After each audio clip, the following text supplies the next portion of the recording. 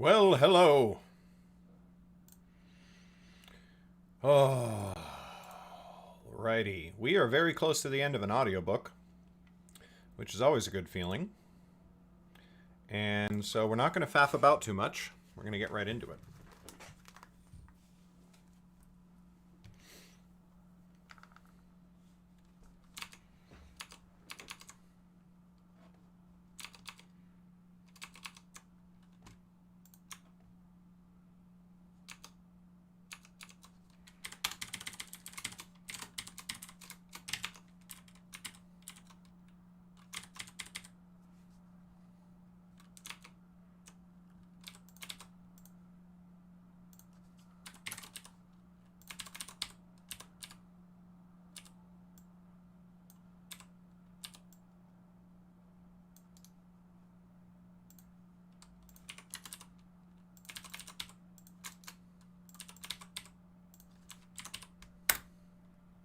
Chapter 37.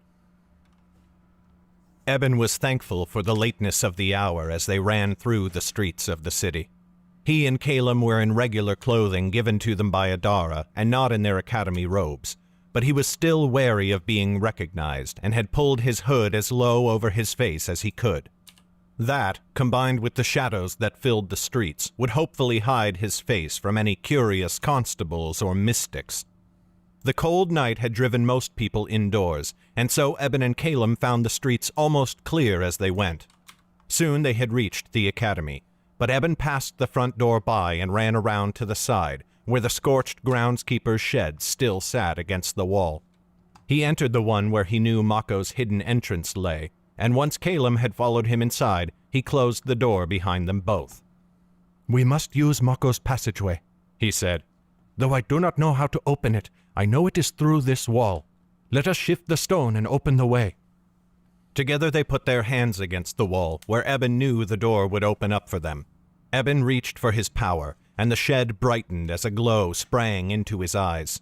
He saw the glow in Calum's face as well, and together they pushed at the granite of the wall. But nothing happened. Eben strained, trying to see into the stone. There it was, just as any stone or other substance he had ever shifted. Yet when he tried to command it with his magic, it would not move. And furthermore, he felt the connection to his magic slipping away. Soon the glow faded from his eyes, and he loosed a breath he had not known he was holding. "I cannot move it," he said. "Why?" "Enchantments," said Calum. "Of course, the academy is protected by many spells. Otherwise, any transmutation student could slip in and out at will." "We must find the regular way to open it then," said Eben. "Mayhap it is a stone to be pushed." They ran their hands along the stones, pushing on each one in turn, but none moved. The wall remained solid. Eben gave a frustrated growl and slapped the granite. "Uff!"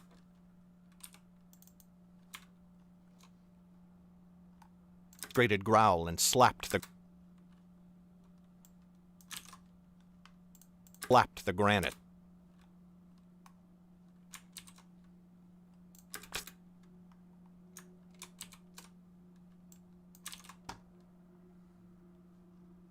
Slapped the granite. Slapped the granite. This bad boy can fit so many academy students inside it. But none moved. The wall remained solid. Eben gave a frustrated growl and slapped the granite. "A fine start to this adventure," said Calum. "Should we try to sneak in through the front door?" "No," said Eben. "We will be spotted at once. Give me a moment to think." Then he snapped his fingers.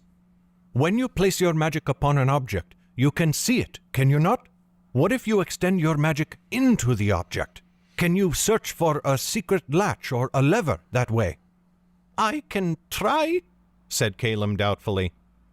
Mage light glowed in his eyes again, and he ran his fingers along the wall.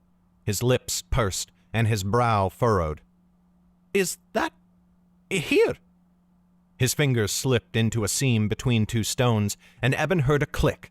Silently, the door swung out towards them. "Ha!" whispered Eben. "Mako will spit with fury if he ever learns that we know his secret." "For that to happen, we would have to survive," said Calum with a sigh. "I am not optimistic." "Still your tongue, doomsayer," said Eben. "My plan has been forming all the way here. Now keep your hand on the wall to our left and probe it with your magic. We must follow the passage until we find the other door." It was utterly dark within the wall except for the pale glow of Calum's eyes. Fortunately, there was nothing there to run into, but it was still an unnervingly tight passage. They walked on, Eben studying the stone to their left, hoping the lever or latch would be easier to see here on the inside.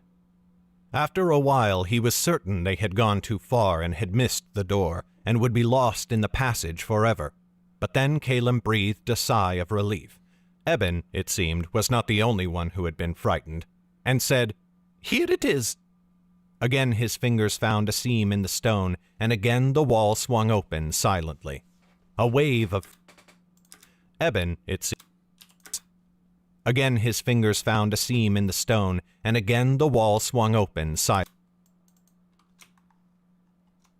Again his fingers found a seam in... Found a sound. Fingers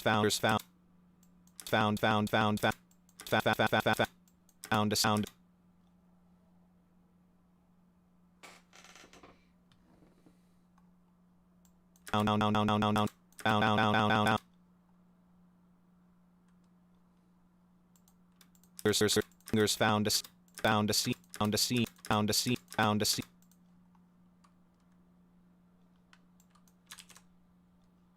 Fingers found a sea.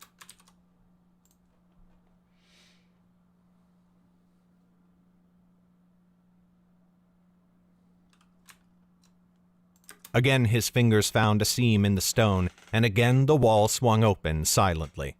A wave of fresh air washed across their faces, and Eben drank it in deep. They were in the academy grounds, the same place where they had met Mako only a few days before. No one else was in sight, which Eben was grateful for, as he could not entirely muffle the crunch of his footsteps in the fresh snow. Suddenly he realized that they had made a grave error. "Darkness take me," he muttered. "We should have brought our academy robes after all." In the clothing they now wore, they would attract as much attention as if they had set themselves on fire. "We can take spares from the supply room," said Calum. "Let us hope Millie is not on duty and guarding it, or she will catch us for certain." They found a white cedar door and slipped inside. The halls were nearly as deserted as the grounds had been, and so they were able to move quickly towards the front hall. Once or twice they heard approaching footsteps, and they quickly ducked out of sight around a corner until the way was clear again. At last the passage reached the entry hall, and they poked their heads out around the corner. In unison they breathed a sigh of relief. Melly was not on duty. It was some other wizened woman with salt and pepper hair, but she sat in her chair by the front door, and her head nodded towards her chest with sleep. They snuck past her and into the supply room. Inside they found robes of the right size and quickly shed their street clothes to don them. Hey, Danny. It's fine. Especially the QC part of it where I'm just listening back to edits somebody else did. Then, throwing up their cowls, they entered the halls again and made for the stairs. What a dick. Hey, thanks for the sub, Bumblebee. You're the best. "Need Lilith's help," he whispered to Calum as they made their way up towards the dormitories. "We will be nearly helpless against Isra on our own, and Lilith may not fare any better against Maidstones, but if we gain the element of surprise, she could end the fight quickly." "You are placing an awful amount of faith in Lilith," said Calum. "She has placed faith in us as well," said Eben, "and she found us in Adara's home and did not reveal us afterwards. I am willing to wager that she will not reveal us now." Another student came down the stairs towards them. They went silent and ducked their heads at once, hiding beneath their hoods. The other student passed without comment. Soon they were outside Lilith's common room, and Eben's. It seemed many lifetimes had passed since he had laid his head upon the pillow here, though in truth it had only been a few days. The common room was empty, for which he was grateful, and soon they were in Lilith's dormitory. In between the rows of beds they stepped, peering through the dim light of the moons from the windows. But before they found her, another student sat up in their bed and saw them. Her eyes met Eben's, and they widened. It was Nella. Her mouth opened to shout, but he leaped forwards and covered it with his hand. He put a finger to his lips, pleading with his eyes for her to keep quiet. "Please," he said. "For Oren, please do not shout. We are not here to harm anyone." At Oren's name, she froze. He took that for a good sign and pressed on. "We know where Isra is, and we mean to stop her. Now, tonight. But we need Lilith's help to do it." Nella's eyes widened. Slowly, Eben took his hand from her mouth. "Please, Nella, where is Lilith?"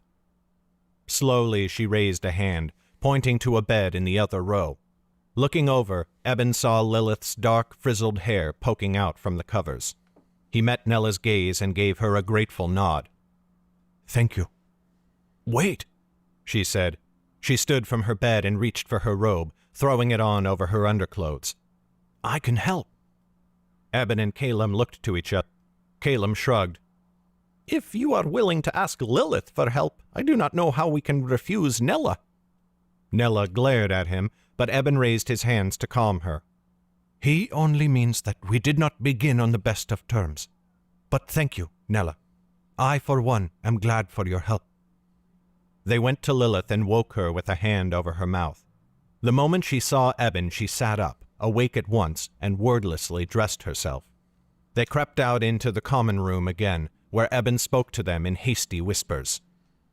"Isra is in the vaults," he said. "It is the only place she can be. The only place where no one could find her. Not even Mako or, well, anyone else who aided us in the search." "Sky above," whispered Lilith. Oh, thanks, Danny. I'm proud of them. "Of course. We must alert the faculty." Eben shook his head at once. "No. Even if they believed us, which I doubt, many could be hurt if Zane charged in there with flame and battle. But if we sneak in on our own, we may be able to stop her before she knows we are coming." "We may be able to kill her, you mean?" said Lilith. "She must die, Eben. After all she has done, there is no other way." Eben could not muster an argument, but still he frowned, and his gut twisted, for the faces of Cyrus and Matami came to him. "If that must be, then it must be," he said quietly. "I do not think I could bring myself to do it, but I will not stay your hand." "As if you even could," said Lilith, but her tone was not as fiery as her words. "You know the vaults better than we do," said Eben. "Will we be able to enter them?" "There is one guard posted, but they can be subdued," said Lilith. "And I know where Egil keeps the key to the main door." "Let us go, then," said Eben. They ran through the halls, ducking out of sight whenever they heard footsteps approaching, but that was rarely, and soon they had reached the vault's front door. "The guard is inside the front office," said Lilith. "Nella, you should deal with them. Mind magic is better for knocking someone senseless without killing them. I have no wish to catch them in a blaze." "Very well," said Nella. She cracked her knuckles. "Open the door for me." Eben took a firm grip on the handle. He threw it open at Nella's nod, and she leaped inside. There was a single sharp cry, and then a crack. Eben heard a body slump to the stone floor. They stole in behind Nella to find a member of the faculty, some instructor Eben did not recognize, slumped against the far wall. She was unconscious, but her chest still rose and fell. "I hope you are right about this, Drayden," said Nella. "I hate to think of the punishment I will receive otherwise." "I hope I am right, too," said Eben. When she looked at him in horror, he mustered a small smile. "But wait," said Calum, frowning. "If the vaults have been guarded, how could Isra have come in and out, as we know she has done?" "Mind word," said Lilith. "She still has mage stones, and you would do well to remember that, or you will find yourself her unwitting slave. That is not...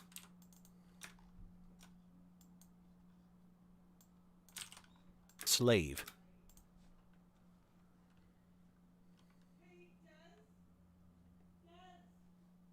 Slave. That is not an experience I, for one, care to repeat."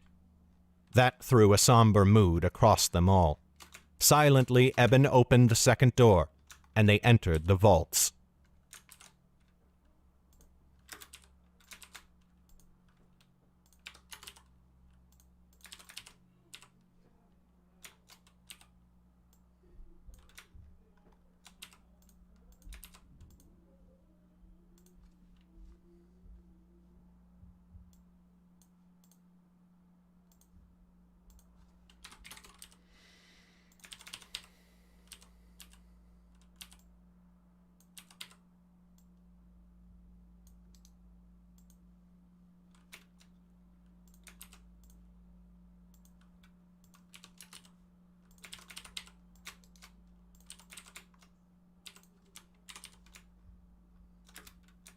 Chapter 38. Almost at...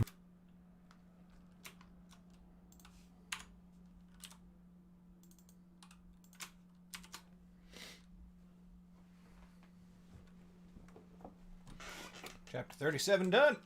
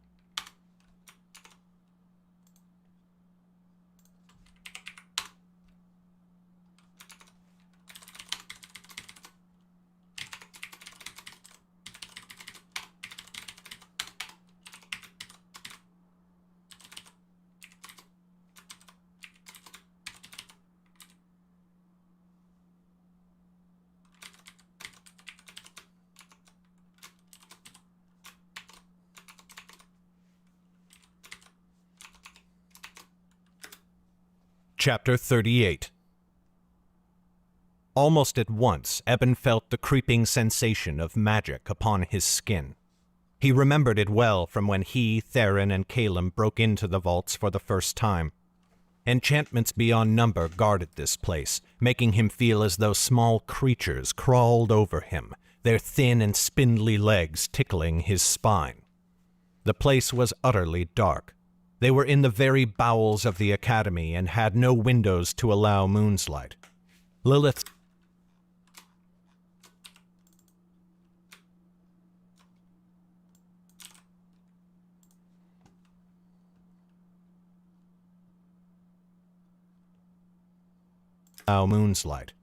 Lilith's eyes glowed as she whispered, and a small ball of flame sparked to life above her palm.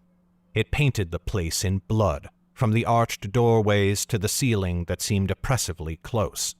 Wordlessly, the four of them drew closer together, eyes roving uneasily.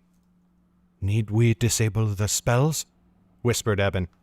"Gia told us there were enchantments to warn the faculty if anyone came here." "That is a spell of mentalism," said Nella.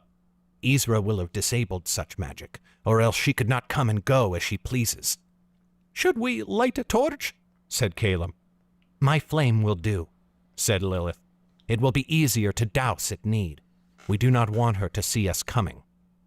Calum nodded. For a long moment they stood there, peering into the looming blackness of the tunnel. "Well," said Eben. He took the first step. The second one came easier. The others followed after a moment. Their footsteps echoed from the stone walls and mingled with the low murmur of Lilith's flame. Surely Ezra could hear them, wherever she was. She must be able to. They were a chorus, an army marching with thunder. But nothing came to greet them. They reached a place where the hallway split.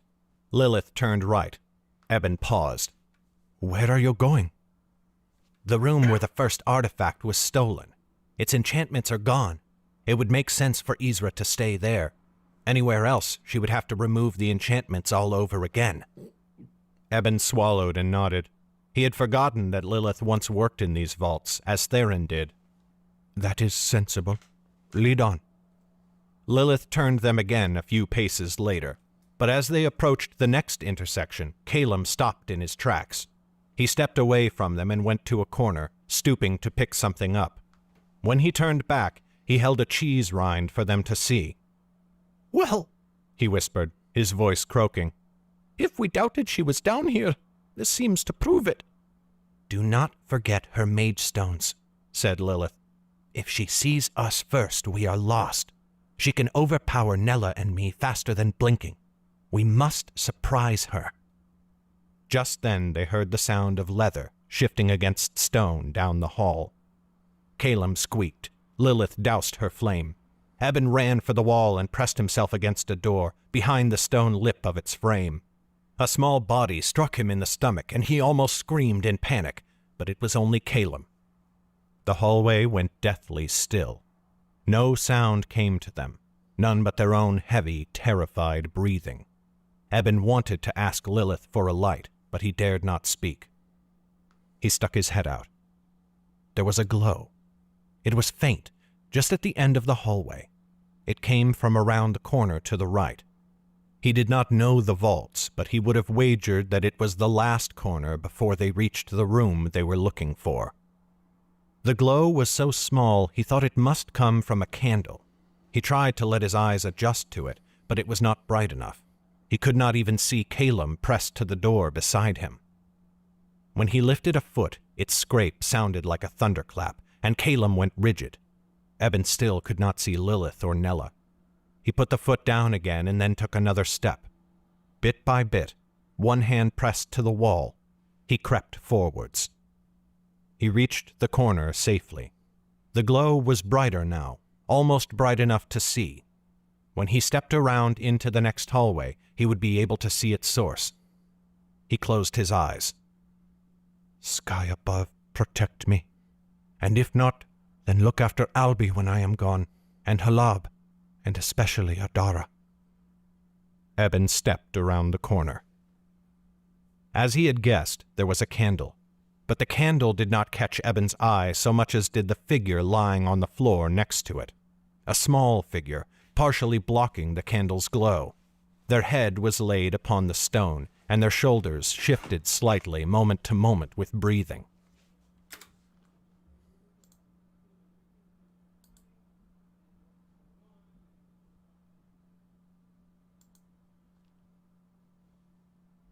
A hand gripped his shoulder, and he nearly died of fright. But then he heard Lilith's whisper. "It is her. Stand back. I will end this." "No!" Eben stuck out an arm to restrain her. "That is not Isra." And indeed, he could see clearly that it was not. The figure was too small, and after looking a moment longer, his heart sank. Even in silhouette, he recognized the wild hair. Astrea, he thought. Sky above. The poor girl must be under Isra's control, left here as a guard as the older girl slept. Who knew how long she had been under Isra's command? Now Astrea's worsening complexion made sense, her increasing weariness and the heavy bags under her eyes. Eben imagined it, Astrea returning to the vaults each night, receiving Isra's commands, and sitting in sleepless vigil in case anyone should come to capture her. Likely she only slept now because her body had given out, casting her into slumber despite all the power of Isra's magic. "It is mind word," said Eben. Lilith looked at him. Her eyes narrowed for a moment and then went wide as she nodded. She understood. Caleb and Nella had approached and stood just behind them. Together they all moved forwards once more. Soon they reached the open door. Eben recognized it from when they had come with Theron. The frame still stood bare, for no one had replaced the door after Isra had blasted it from its hinges. Within the vault were two sleeping figures. One, nearer the back, was Isra, but there was a second, smaller figure, its shaggy dark hair sticking out in all directions, clearly unwashed. Eben gasped. "It is Aaron!" The dean's son lay on his back, his hands folded over his chest. For a moment Eben feared the worst, but then he saw the boy's chest rise and fall. Quickly he stole forwards to put a hand on the boy's shoulder, and then, thinking better of that, he put his hand over Aaron's mouth before shaking the boy. But he might as well have shaken a log. Aaron's eyes remained closed. "She could have commanded him to sleep," said Lilith. She whispered with her lips almost pressed to Eben's ear, watching Isra warily. "If she did, he will not rouse until she commands him to, or until the mind word wears off. You must carry him out of here. After we deal with Isra," said Eben. But Lilith shook her head. "No. In her death throes, she may lash out. Mayhap Nella and I can protect ourselves, but not all of you."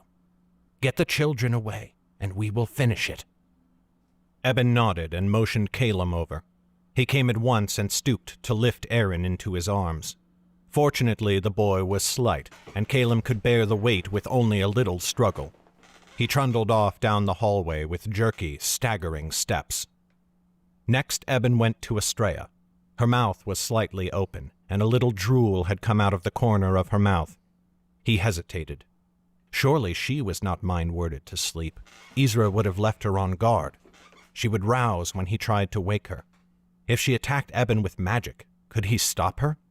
He was not nearly as advanced in alchemy as she, but he had countered her spells before. Hey, what's up, Miak? How you doing? Audiobooking's alright, we're almost done. He gave a nervous glance over his shoulder. Lilith and Nella stood there, mage light in their eyes, looking at him. He must hasten, or Ezra might wake, and then all would be lost. Mayhap the mind word had worn off already. He would have to risk it, and if not, then he must hope he was able to stop her magic. He should have kept Calum around to help, but the boy was already out of sight around the first turn in the hallway. Eben slapped a hand over Estrella's mouth. Her eyes shot open. They flew around the hall wildly as she blinked in the light of the candle. "Shh, shh," said Eben, placing a finger to her lips. "It is me, Estrella." She focused on him at last. Her brows drew together, but she did not lift her hands, and he saw no glow of magic in her eyes. "That is right," he said. "It is Eben. Are you under Ezra's command?" At first she only stared at him. His heart sank. But then, slowly, she shook her head. Relief washed through him. "Good. Then come with me. I am getting you out of here." He took away his hand and stood, reaching down to help her up. Panic filled her eyes, and she screamed, "They are here!" A blast of power shook the walls as Ezra came awake.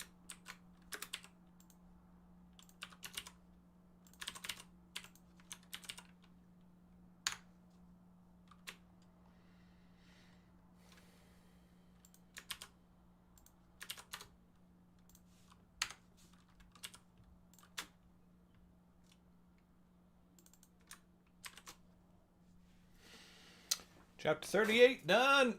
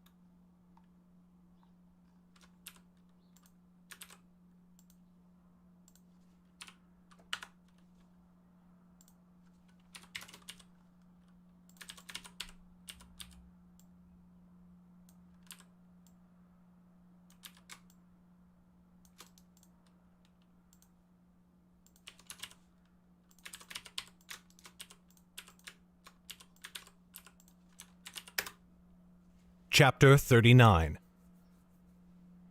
The candle died, a spell of Lilith's, and the hallway was plunged into darkness. Then a hand gripped Eben's arm and dragged him down the hall. He screamed and tried to fight it off, but then he heard a growl in his ear. "Shut up, Drayden, and run!" It was Nella. Eben gained command of his limbs again and followed her, though he could see nothing. She jerked left, turning the corner down another hall. The instant they reached it, Lilith threw up a ball of flame. "We cannot let her see us," cried Lilith. "If she can see us, she can kill us." Mentalism relied upon line of sight, Eben knew. Even with mage stones, Ezra could not harm them if they were hidden from her view. They heard Ezra's enraged screaming behind them, and Lilith doused the light again just a few paces from the next corner in the halls. They stumbled forwards blind, and then when they turned the corner, Lilith lit the way once more. Want to say hi to stream? Hi, stream. Can you pause and mute it for 1 second? Sure. 1 sec, everyone.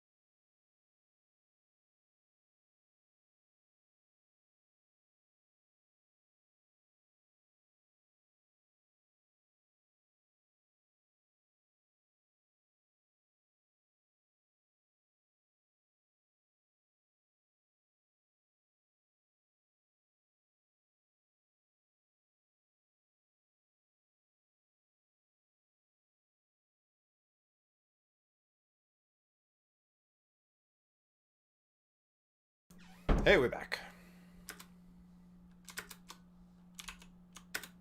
"Estrella," said Eben. "We have left her behind." "Ezra had her under command," said Lilith. "She will not be harmed." Eben glanced back, uncertain. But what could he do, other than throw himself into Ezra's wrath and surely perish? Soon they reached the vault entrance and burst into the academy halls. Now the place was well lit by torches, and Eben felt his heart in his throat. If Ezra caught sight of them for so much as a second, they were lost. He saw that Nella had taken Aaron from Calem's arms and was panting heavily as she ran. Calem was barely keeping up with them. The boy wept in fear, his breath wheezing from his near-bursting lungs. Now they could not worry about being discovered. Indeed, Eben hoped someone would spot them, because then they could give warning of Ezra's presence. But there was no one in the halls, no instructors, no other faculty. They would have to survive on their own. Just as they turned a corner, making for the front hall, there came a crack of shattering stone. Shards of granite flew through the air. One struck Eben in the arm, forcing a cry of pain. Ezra must have just caught a glimpse of them as they fled around a corner. He thanked the sky that she had not seen them in full view. But then he saw Nella and Calem. Their pace flagged more and more with each step. Calem from weariness, and Nella from carrying the dean's son. Hey, what's up, the living Ted? Welcome to the stream. Without warning, he shoved them off down the next side hallway they passed. "Go!" he cried. "Get Erin to safety and get help. She will not kill all of us, at least." Then he took Lilith's arm and ran on with her. Nella cried out in protest, but she did not come after them, and soon he heard the sound of her footsteps hurrying off beside Calem's. Eben and Lilith reached the end of the hall, and he pulled her to a stop before they turned the corner. Together they faced the way they had come, ready to dive out of sight the moment Ezra came into view. Lilith glanced at him. "That was bravely done, Drayden," she said. "The least I could do," muttered Eben. Ezra rounded the corner at the other end of the hall. She was so surprised to see them standing there, facing... I did indeed. I was a voice actor in a former life. Meaning, in a former professional life. And I had a very limited budget to produce the audiobooks, so I opted to narrate myself and pay for editing, as opposed to paying for narration.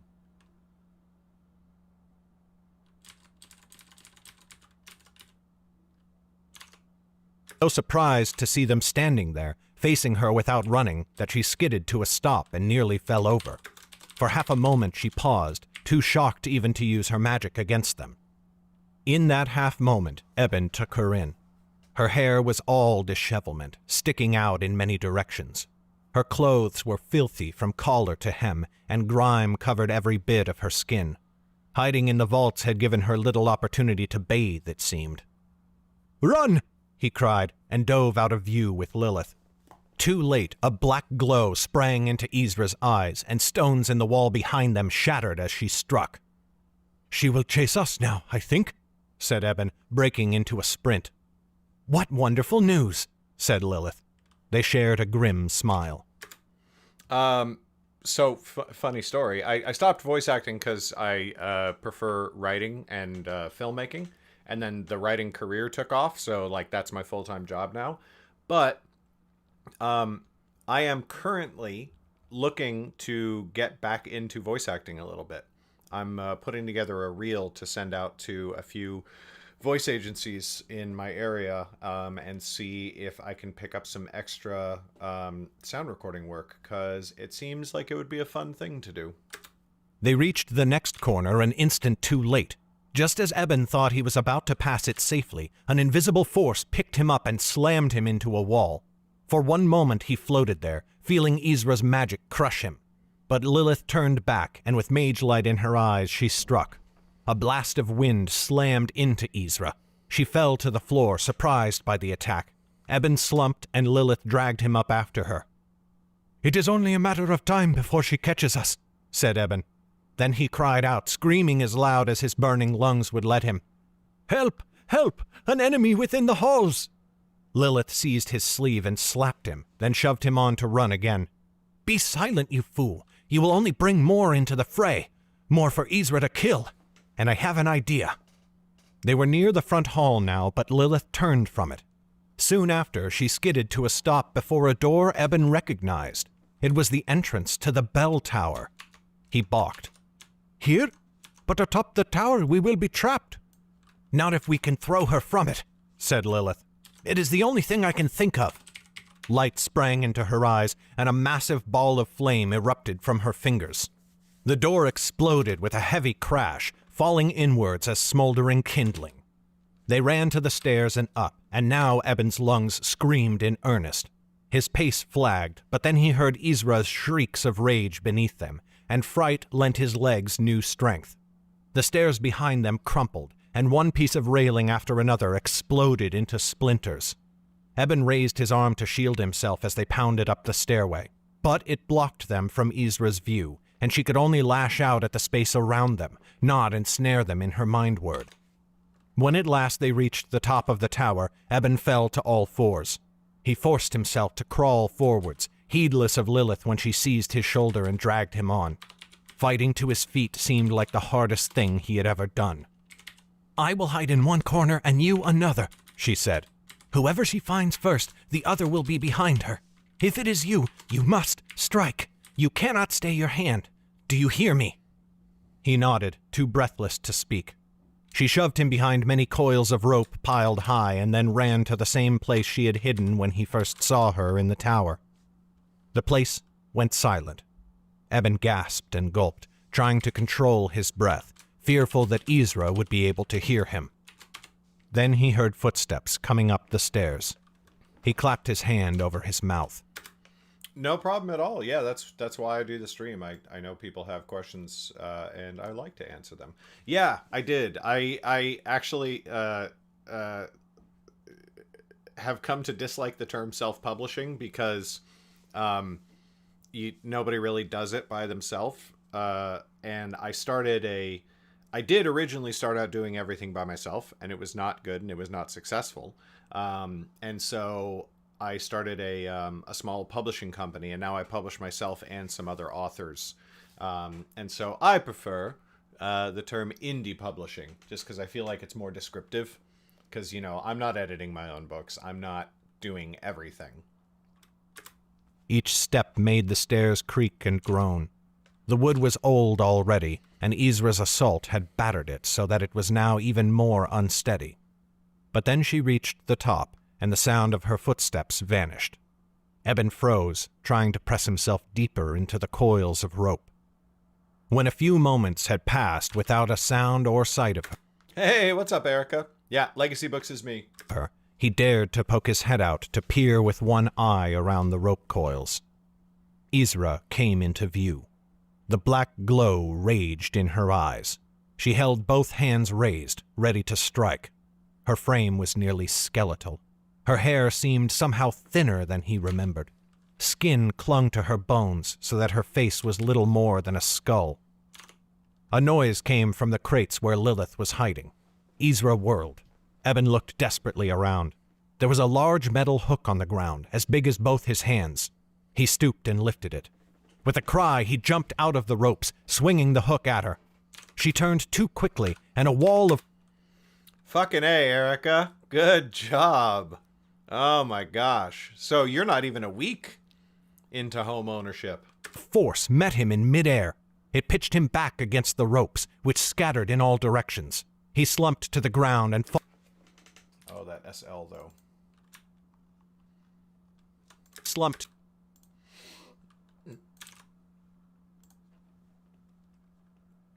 I'm excited for you, Erica. We gotta come visit sometime.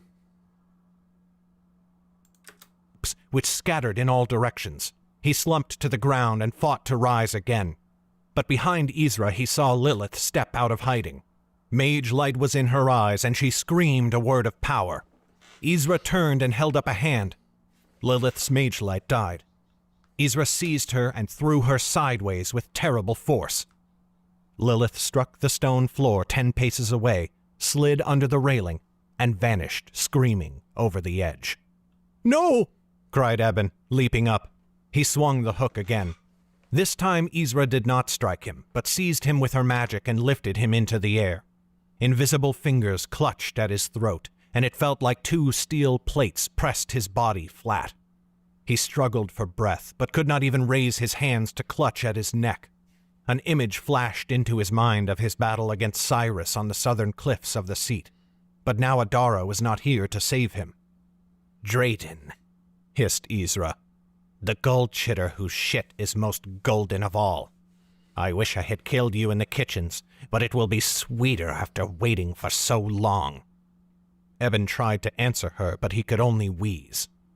"You will not speak except to answer my questions," said Isra. She tightened her fingers closer to a fist, and Eben cried out in pain. "Now tell me, who is the man with you in the basement of Zane's house?" Spots danced at the edge of his vision, and for a moment Eben could not understand her words. Snarling, she let her hand relax a bit, and the pressure on his chest relented. "Mako," he gasped. "His name is Mako. He works for my family." "How did he withstand me?" said Isra. "I had the amulet. Even if he was a wizard, he should not have been able to stop me." "He is no wizard," said Eben. "I do not know why your magic was powerless against him." She gave a frustrated shout and clenched her fist. Eben tried to scream but could only choke. He felt his spit catch in his windpipe, but he could not even cough it up. He began to suffocate. The black glow increased in Isra's eyes, and her nostrils flared. "Tell me how he withstood my magic," she said. Her voice was suddenly thick and rich with power. Eben felt something close over his mind. It was like a fist gripped his thoughts with a force just as powerful as that which held his body. She had used her mind word upon him. His muscles went slack, and he stopped his struggling. He could no longer force his vacant eyes to focus. In his mind he screamed, but his mouth made no sound. He was watching his body act now, and all thought of control had gone. "I do not know how he withstood your magic," he said, his voice toneless. He had not summoned the words. "You are under my command," cried Isra. "Tell me how he did it." "I do not know," said Eben. "I cannot tell you." She bared her teeth. Trapped within his own mind, Eben knew he was about to die. He could not give her any answers, and without answers he was of no value to her. He braced himself and readied to be crushed or thrown from the tower's edge. I started writing my fantasy novels in 2014, Ted. I had written some other stuff before then, but it never really went anywhere until I launched this the Underrealm books. but the glow in Ezra's eye faltered. She shuddered, and the force clutching Eben vanished all at once. He came crashing to the ground as Ezra sank to one knee. At once she fumbled in her robes, reaching for something in one of her pockets. "I am so close now," she muttered. "You will not stop me. You cannot stop me." For a moment, Eben was stunned, too surprised to act. But he recovered just in time, just as she pulled forth a brown cloth packet. Just as she pulled a black translucent stone from within it, he bore her to the ground. The cloth packet spilled from her grip, and the stones scattered on the floor. Ezra scrabbled for them, fighting him with the strength of a madwoman. But her limbs were thin and wasted, and Eben forced her hands away. One of his hands went to cover her eyes so that she could not use her magic against him. The other went to her throat. Almost unbidden, he felt his power flow into him, and the tower grew brighter as his eyes began to glow. He saw her. All the tiny parts of her that made up her skin, and the flesh beneath, and the blood that flowed through it all. Almost he changed it. Almost he turned it to stone, but he froze at the last second.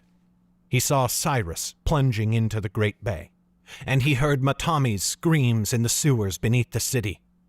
"She will kill you," he thought. He remembered Lilith pitching over the tower's edge, and his jaw clenched. He changed.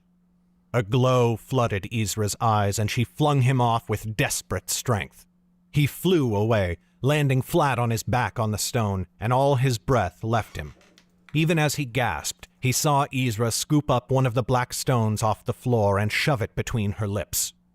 Her whole body spasmed, back arching and then curling in on itself. She screamed, but the scream turned into a laugh, terrible and long and cruel. The black glow returned to her eyes, and she rose to her feet on the strength of her magic alone. Once more her teeth showed in a skull's smile. "Now die, you Drayden shit," she growled. Eben flinched, and then flames erupted all over her body, and she fell to the ground, screaming. He looked past her.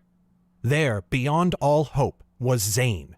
The Dean stood at the head of the stairs, and a mighty glow was in his eyes. His teeth were bared in a grimace just as terrible as Ezra's, and he screamed dark words as the flames leaped higher on Ezra's skin. But Ezra had the strength of mage stones, and she recovered herself before he could press the advantage. She snarled, and the flames upon her skin winked out in an instant. Still smoking and smoldering, she turned and battered him with spells. Zane tried to fend them off, but she overpowered him and he fell back, landing hard on the stone floor. Still he raised a hand, warding off a blow that might have crushed his head to a pulp. Somehow Eben found the strength to rise. He tackled Ezra from behind, and again he covered her eyes with his hand. Crying out, he tried to press harder, digging into her eyelids. But her fingers gripped his, and with terrible strength she began to pry off his grip. "Eben, get away from her!" cried a voice. The shout dragged up his gaze. Lilith knelt at the tower's edge. Fury was in her eyes, and her lips spasmed in anger. He rolled off and away. Almost before he was clear, Lilith sent forth a bolt of lightning. It flew straight and true, and struck Ezra straight in the eyes. Ezra screamed, a scream so terrible that Eben feared his eardrums might burst, and her head struck the stone as she flew back. She thrashed back and forth, clawing at her eyes, but between her fingers Eben could see the damage. Yeah, unfortunately, those 2 million words I published before 2014 are the least profitable words I've ever written. Beneath her brow I still enjoy the books, it's just, I am apparently in the minority. was a ruined pulp, a mix of burned and melted flesh and flowing blood. Lilith stepped forwards, lifting her hands again. Her screams matched Ezra's own, as full of fury as the mind mage's were of pain. Flames sprang to life on Ezra's body again, white hot so that Eben had to shield his face from them. He scrambled away from the roasting fires and the sudden sounds of melting, popping, sizzling flesh. Lilith did not relent. The flames grew in strength, rising higher and higher. Even when Ezra stopped moving at last, Lilith kept the fires blazing, kept screaming, tears streaming from her glowing eyes as the corpse turned to slag upon the floor.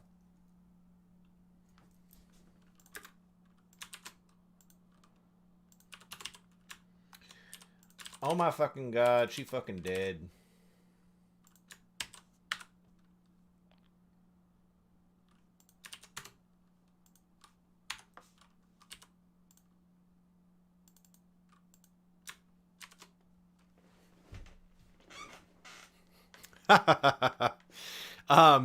Yes, actually.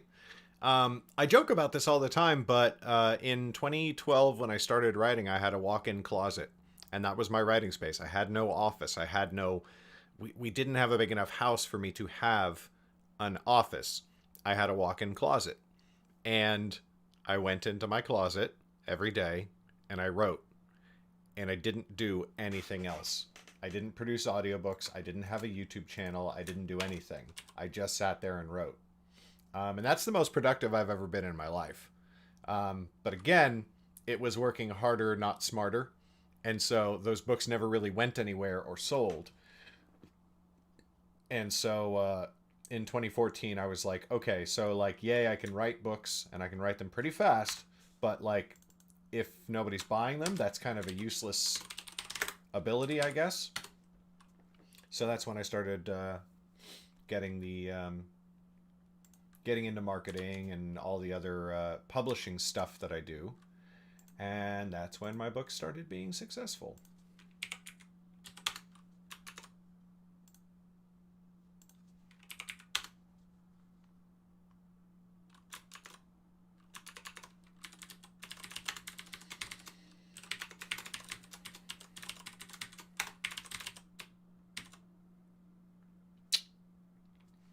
All right, I've been going for about an hour. I'm going to give myself a short break, refresh my coffee.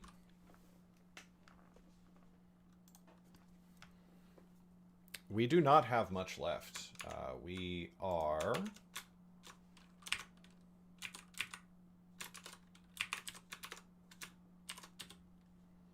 Yeah, we should have one more hour left, and then this audiobook is done. Then I have a couple fixes on some earlier audiobooks that I submitted to Amazon. But yeah, we're about to be done. Cool. I will be back in just a few moments. You have a heart that pierces truth. Never ignore your instincts. Your companions are lucky to have you. For most are lost in a crazy world of dreams.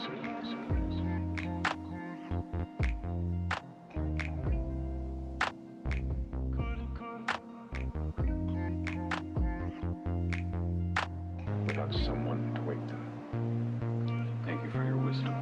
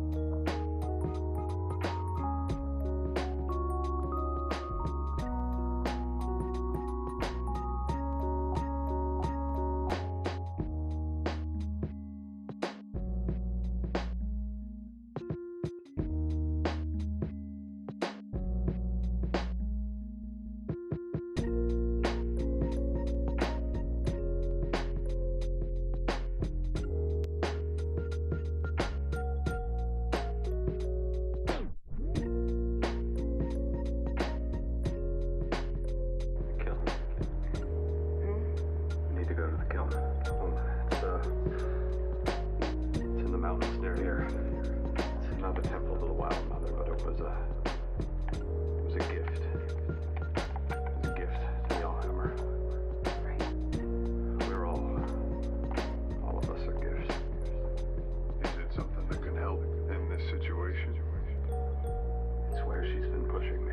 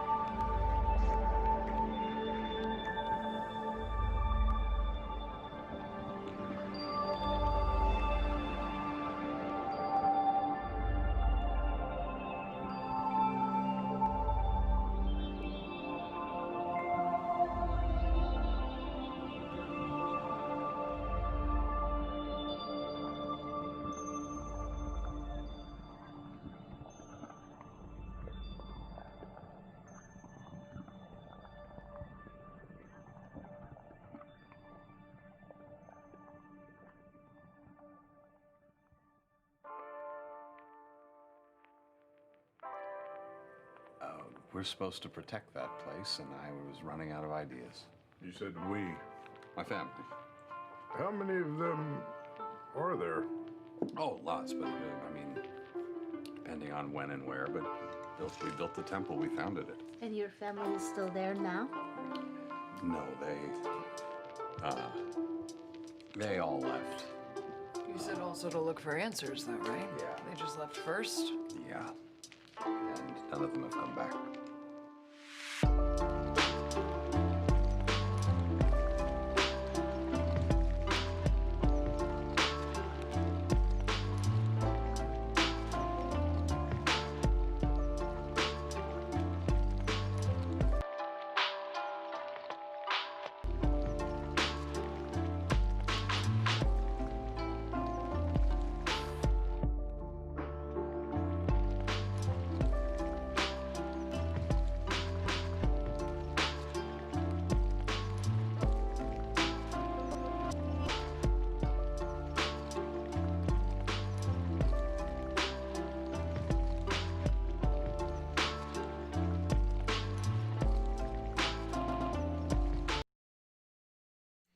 Hey, we're back.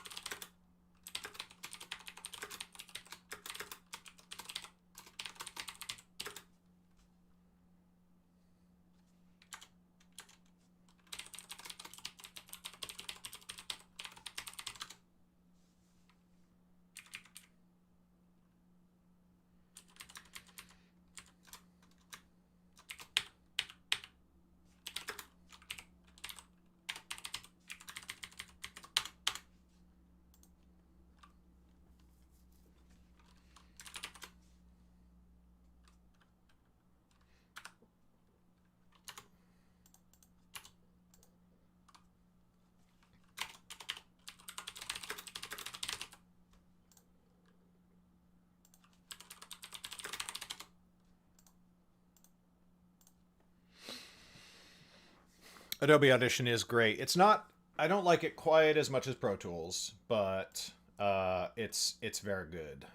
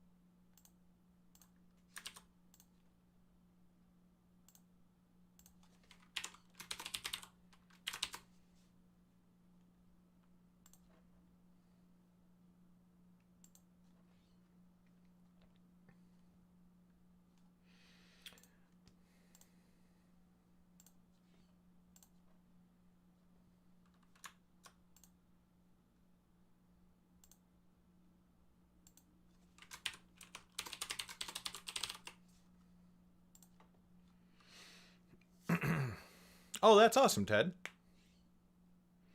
Yeah, Audition is slightly squished. That's so the whole thing can be seen in the stream.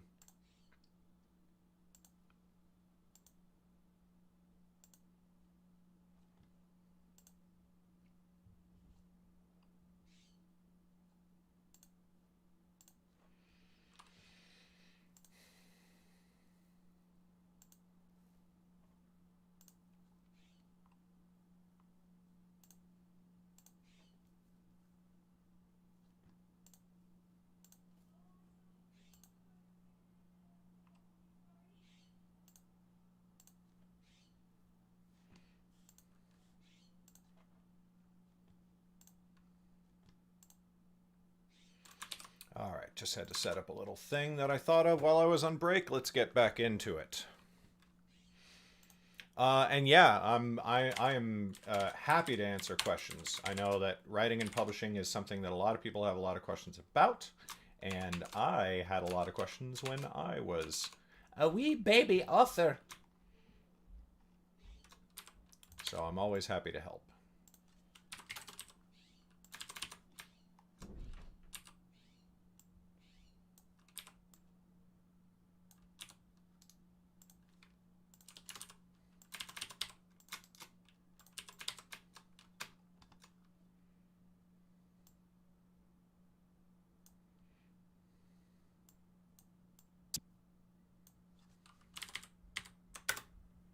Chapter 40. The tower faded to silence. The only sounds were the crackling of the flames on Ezra's remains and Lilith's ragged, heavy breathing. Her hands began to shake. She looked at them, fear dawning in her eyes. Hey, sweetie, what's up? Just wanted to say hi. Hi.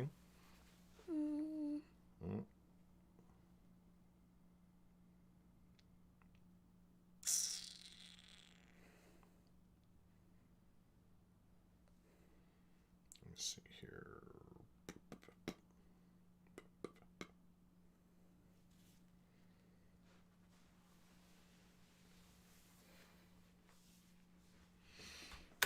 Quickly she shoved them into her sleeves and huddled her arms against herself as if for warmth. And indeed, now that the terror had begun to leach away, Eben was again aware of how cold the air was. Outside the tower, a light snow had begun to fall, and it skittered in little eddies around the belfry. Behind Lilith there came a groan, and Zane struggled. Sorry, what? Do you think my Spider-Gwen costume will come in today? I bet it's gonna come right now, in a few seconds. Not right now, but by the end of the day, that is what Amazon said. I do have to work, which means I do have to listen. Okay. You can hang out, but Alright, sorry. no prob. Love you. Love you too.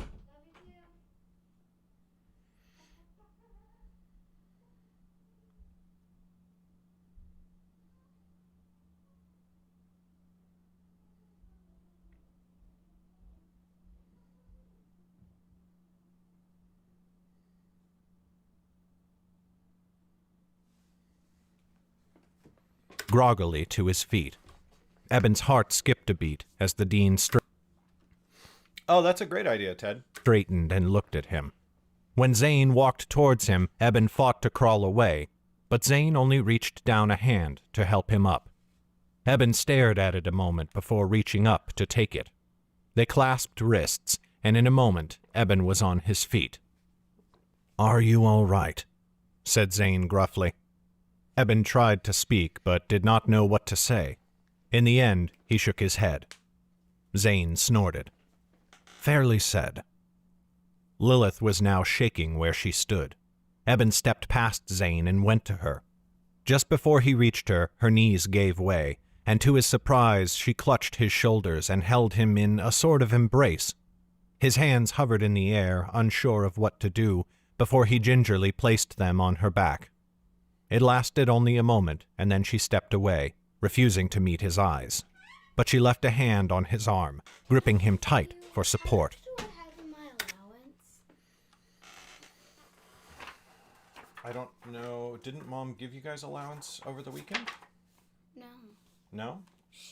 The bank was closed. Right.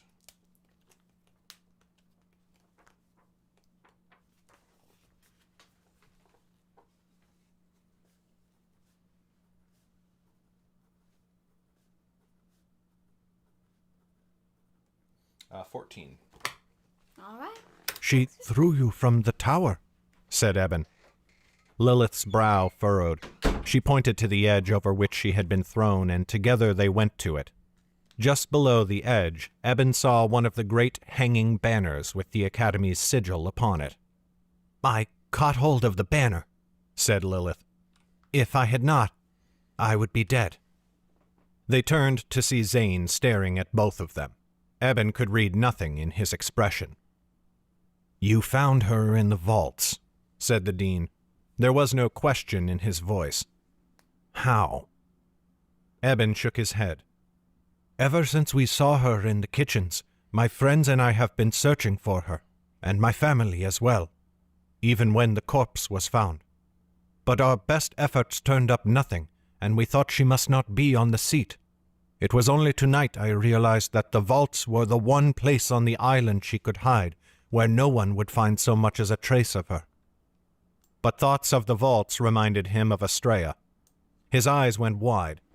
"In the vaults, hiding with her, we found—" Zane raised a hand to stop him. "Estrella. She is in the healing ward now, and under Gia's care. My son is with them." His voice grew thick at that, and he blinked hard as he looked away. It was a moment before he went on. "Calum found me almost at once, for I had been roused by the sound of your flight. Then I followed the trail of destruction here to the belfry." His eyes fell upon Ezra's corpse, or what remained of it. Eben did not even wish to look at the body, it was so twisted by the flames. Zane recoiled, though Eben saw it was not from the sight of melted flesh. He had focused instead on the black stones scattered upon the ground. "The mage stones," he said. "Gather them." Eben glanced at Lilith. She nodded and released his arm. Eben went to do as he was bid, scooping the mage stones up into the brown cloth packet from which they had fallen. Some had been caught in the flames that had consumed Ezra, but Eben saw that they had not been burned. "Destroy them," said Zane, once Eben had gathered them all up. Eben raised them before his eyes. Should I crush them?" Zane shook his head at once. "No, not here. Not where we can... Not here. Shall I throw them from the tower, then? No, you fool, snapped Zane. Some student will find them and go mad. Or worse, someone else will find them, and then all the academy will be purged as abominations. Annoyed now, Eben thrust the packet forwards. Fine then, destroy them yourself. Zane recoiled as though Eben had thrown an adder in his face. No! Get them away from me. Fire. Only fire will do it. I try to spend an hour a day on marketing. And if I'm not doing a direct marketing thing like launching new ads or whatnot, then I'm studying Mark Dawson's advertising course or other sources of marketing knowledge. Eben pointed to Ezra's corpse. They were already caught in the flames. It did not harm them. Not magical fire, said Zane. True fire. The belfry's torches were all cold. Eben thought for a moment, and then with a flash of realization, he reached into his pocket. His fingers closed around Halab's fire striker. With a few quick squeezes, he cast a flurry of sparks upon the brown cloth packet. It caught like parchment, blazing with surprising heat and forcing him to step back. But the flames were dark and twisted, and seemed to reach for him. Zane quivered, his whole body shaking as a long and ragged breath slipped from him. He closed his eyes for a moment, and Eben thought he saw the dean sniff. When he opened his eyes again, they were clear and fixed upon Eben's. Thank you, he said quietly. Now the two of you should come with me. We must fetch your friend Theron from prison, where she should never have been in the first place. Eben's heart thundered in his chest. We are pardoned, then? I thought you might not, for we held the amulet in secret. Zane fixed him with a look. Because you knew you would need it against Ezra, he said quietly, and because you knew she held my son. Words will be had, with the king's law as well as between us. You are not free from all penalty, Drayton. But I will not let the Mind Mage girl suffer any longer when she only tried to save my own blood. Come. Lilith took Eben's arm again, and he felt her hands trembling.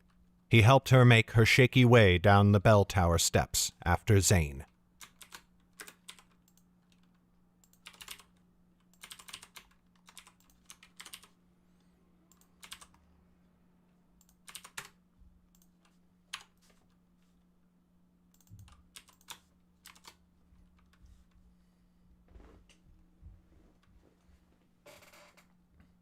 Oh, yeah. Yeah, for sure. I mean, you do reach a certain point where you're always going to keep selling. Like, I haven't actually done any marketing. I haven't done any Amazon or Facebook marketing in 2020 until this month, right? So I had no ads running. I had no nothing. And I still sell because I've sold so many in past years. But I had really taken my focus off of marketing and advertising, and the sales just dwindle and dwindle and dwindle and dwindle, so.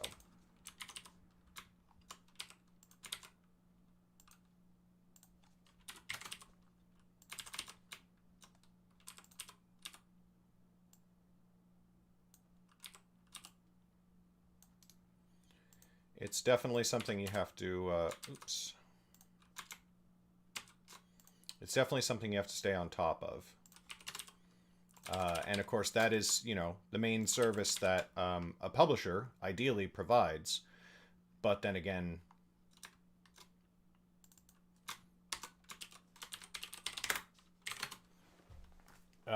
it's not it's not under your control at that point. And so if they decide, if they decide that your book isn't marketable, or they try their marketing and it doesn't work, you know, you run the risk of being essentially dropped and not having them provide that service anymore, which is why most people turn to self-publishing.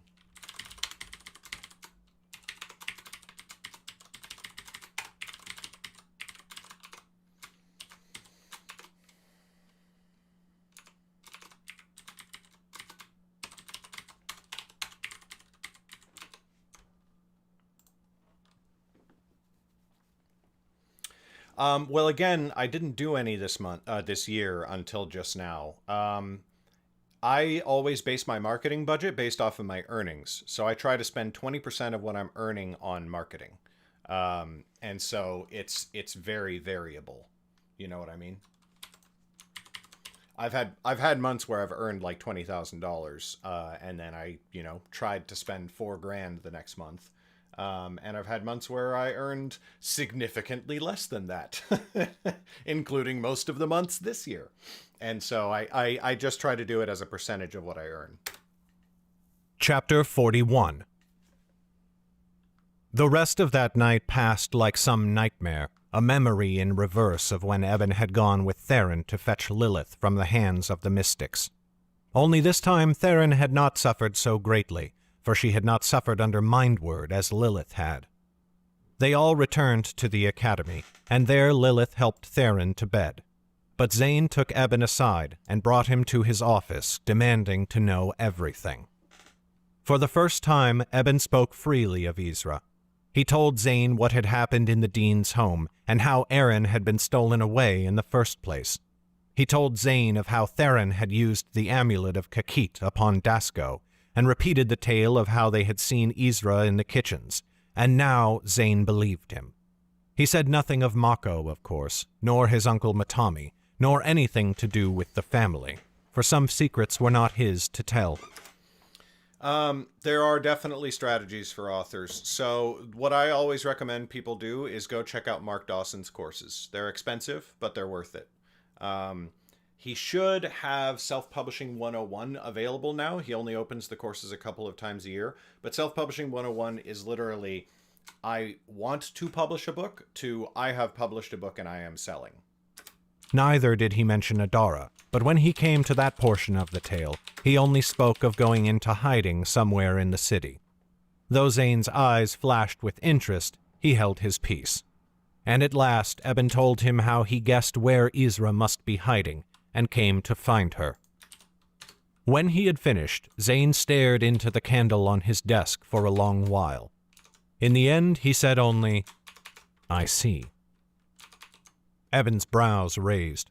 He tried to hold his tongue, but as another silence stretched, he felt compelled to speak. "Is that all?" Zane's mouth worked as though he were chewing upon his own thoughts. "I understand what you have done, Drayden. I even understand why you did it, and your motives were nowhere near so dark as I thought.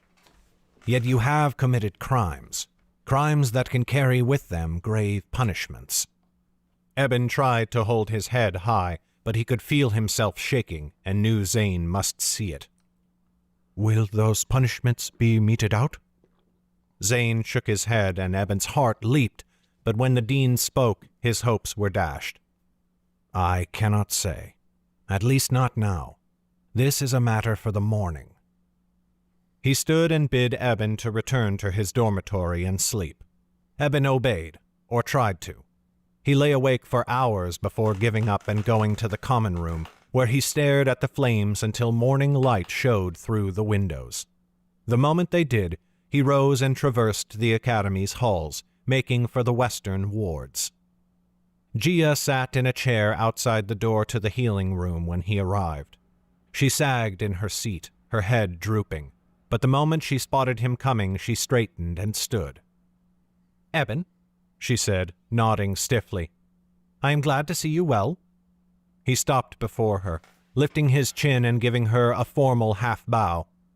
"And you, instructor.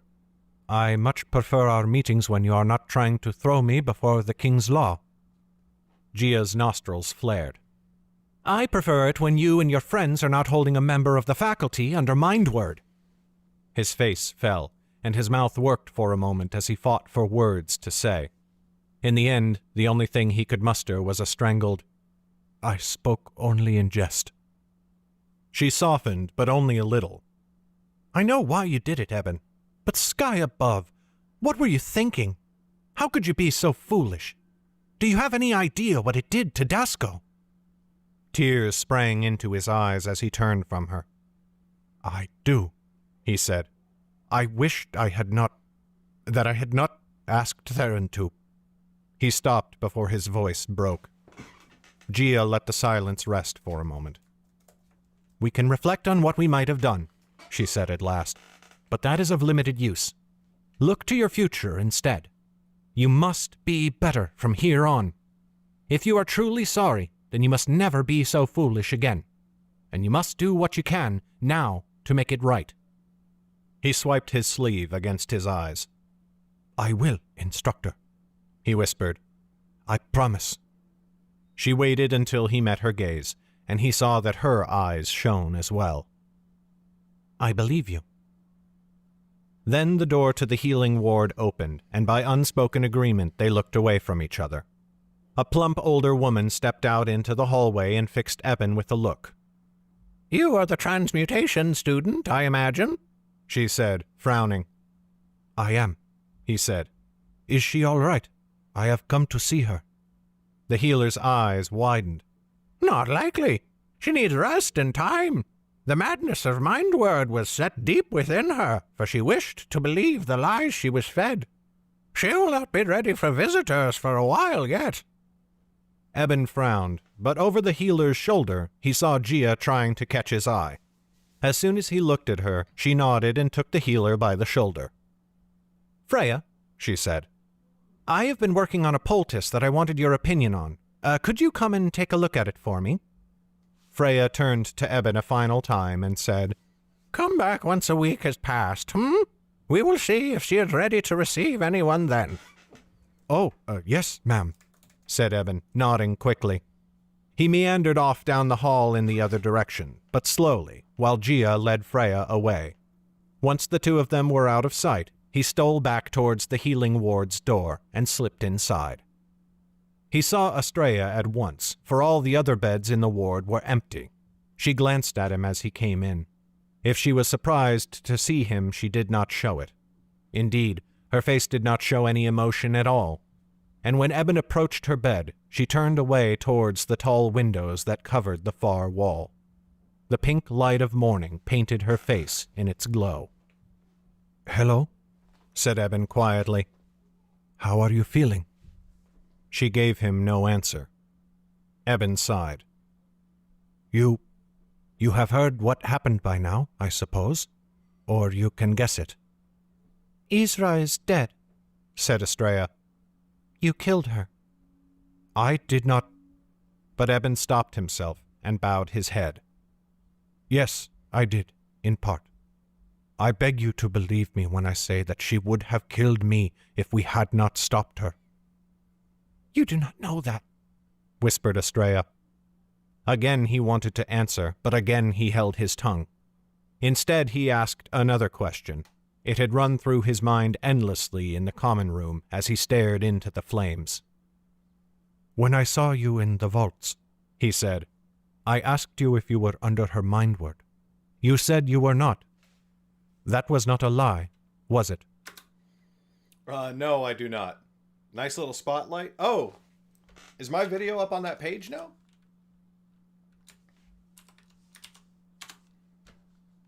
He used to have somebody else's video up there. No, he did a, what do you call it? He did an interview with me because I launched my career off of his course. I found him off, I used to listen to, all the self-publishing podcasts, and I found him on there one day, and I did his courses, and all of a sudden I was a full-time writer. And I reached out to him and I was like, dude, thank you so much, And so I've always talked about his courses since. I do have a module in one of his courses, but I don't earn recurring royalties from it. You know what I mean? Anyway, so he did an interview with me at one point, sort of a testimonial thing. Yeah, Mark's just a really good guy. And like I said, I wouldn't be doing this if it wasn't for him. Slowly she turned until their eyes met. The silence between them stretched into a chasm. Eben. Hey. I needed to do something on the computer real fast. My computer? Yeah, the laptop. Ah. Okay. I will be done with this audiobook, and I will no longer need the computer in about 45 minutes. Can it wait till then or no? I've already overstayed my lunch. break. Gotcha. Okay. Go nuts. Okay.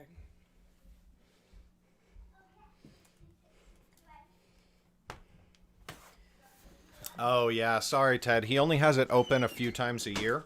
To start with, to begin getting acquainted with everything, you can go subscribe to his podcast, which is called Self-Publishing Formula. And, of course, he always announces on there when his courses are live. So that's probably your best option at this point. Eben's eyes fell away first. I do not blame you, he said softly. I have wanted so badly to believe in people before. It is not your fault what Isra did. It is not. Do you understand? She did nothing wrong, said Estrella. Eben let that hang there for a moment. Then he said the other thing on his mind. An alchemist created Isra's corpse. Honestly, it's a marketing and sales tactic. You sell more on courses if you only open it up a few times a year. It's one of those things. Hey, buddy. Dad's allowance plus her money she has right now plus my money equals $66, and there's something called a Nintendo DS for $80, and we'll save me up for that. Really? Well, we have to talk about whether we're getting that, okay? Yeah. And plus my allowance, I think it would make $80, so we can just... We gotta talk to Mommy about that. I don't know if we're getting a Nintendo DS. Love you. Close the door. Okay. He said. The one they found in the Great Bay. That alchemist was you. Bye. Bye. Estrella's nostrils flared, and for the first time her eyes filled with fear. Oh, thank you, Ted. That's good to know. Yeah, we will definitely not be getting it then. Yes, she whispered. How? Said Eben. How could you do it? You are only a second-year student. Caleb said he did not even know of an alchemist in the academy who could accomplish such a feat. Estrella shrugged. Isra helped me. There was a black glow in her eyes, and she told me to. And I did. I could.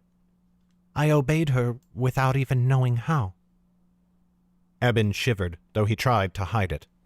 But just then, the door to the healing ward cracked open. Eben shot to his feet, expecting a tongue-lashing from Freya. But instead, Zane appeared in the doorway.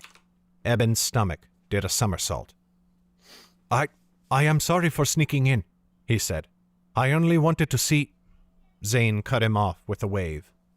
Stay your fear, Drayden. I am not here about that. But a matter needs tending to. Something in his tone made Eben quail. What matter? To his surprise, Zane grew solemn. The matter of punishment, he said quietly. Come. Eben's feet seemed suddenly to be made of lead. He turned back to Estrella upon the bed. I will come and visit again, he said, as soon as I can. Be well, and rest. She turned away once more and gave him no answer. He forced his limbs to move and followed Zane out the door.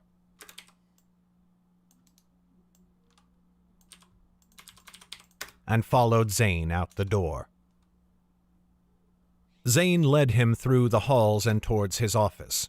Eben wanted to ask him what this was all about, but he also feared to speak, and that fear kept him silent. When Zane opened the door, Eben's heart sank still further. Within the room were Caleb, Theron, and Lilith. But there, too, was Instructor Dasco. The man sat in a chair, leaning heavily upon the armrest, his chin buried in his fist. He looked up as the door opened, and his eyes fixed on Eben, and narrowed. After he had ushered Eben in, Zane moved around behind his desk and sat. Eben took his place beside Theron. She was seated in the other chair and had her arms clutched about herself. She had been cleaned up considerably after Eben had seen her the night before, but bruises still stood out angrily on her cheeks, and she pulled her sleeves low to hide the cuts and scars on her arms. Lilith stood on Theron's other side, her hands folded as she studied the floor. Caleb was looking all about the room, licking his lips nervously.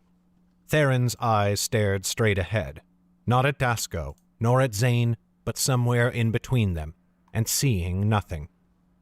"Now then," said Zane, "in accordance with my duty as the dean, a matter of punishment must now be resolved. I speak of crimes committed by students in this room, against a member of the Academy's faculty also present." Silence stretched. If Zane expected Dasco to say anything, he was disappointed, for the instructor only kept his eyes on Theron. Upon the arm of the chair, his fingers had begun to twitch. Zane cleared his throat. "For a period of many days, you, Theron, held Instructor Dasco under mind word. You forced him to obey your commands, and through him you spied upon the Academy's investigation into Isra. You did this to hide your own involvement in the events that took place in my home, in which Isra stole many artifacts that were under the care of the Academy. Those artifacts are yet to be recovered, and are likely lost. Eben, Calum, and Lilith, you all knew of the mind word, though Lilith learned later than the rest. You are complicit in the crime, though your punishment, if there is one, will be less." "If there is one?" said Theron, her voice a weak croak. "Yes," said Zane. "Your knowledge of the stolen artifacts is an Academy matter, and therefore under my judgment. In light of the punishment you, Theron, have already received, and your aid in rescuing my son from Isra's clutches, I have decided to pardon those crimes. But your use of mind word is another matter. Instructor Dasco was your victim, and so it is for him to decide whether you will be punished for using it against him." Eben's breath seeped from him in a quiet sigh, but then he saw Dasco's eyes. The instructor regarded him with cold scorn. Now he sat straighter in his chair, like a king about to pronounce judgment from his throne. "I do not pardon them," he said. "They will be punished. All of them." "What?" said Eben. "Instructor, you cannot." "I cannot?" said Dasco. His hand shook where it gripped the arm of his chair.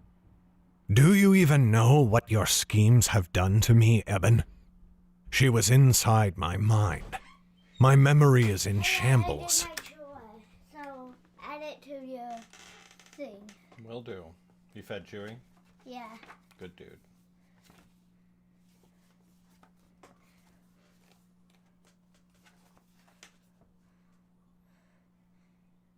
Wait. So that's $1. Yep. Sometimes I forget where I am. Close the door. I have forgotten who I am on occasion. I will never remember all the times the three of you dragged me into the garden, when you wiped away my very thoughts, where you took away my will. My mind is not my own, even now. And you tell me that I cannot? Eben could say nothing. He tried to plead with his eyes, but Dasco's own were hard and vicious. Silent tears leaked from Theron. Zane's jaw clenched. "Mind word can carry the penalty of death," he said softly. "Withholding knowledge of it may bring banishment.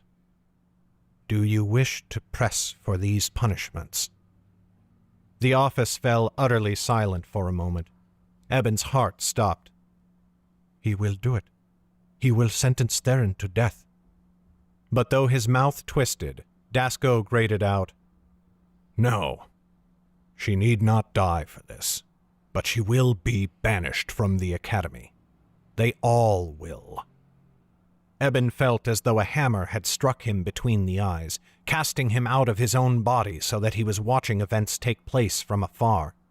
He could not feel his skin. He could not feel the breath in his chest.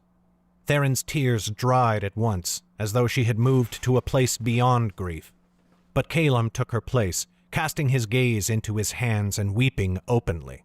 Even Lilith's dark skin had gone a shade paler.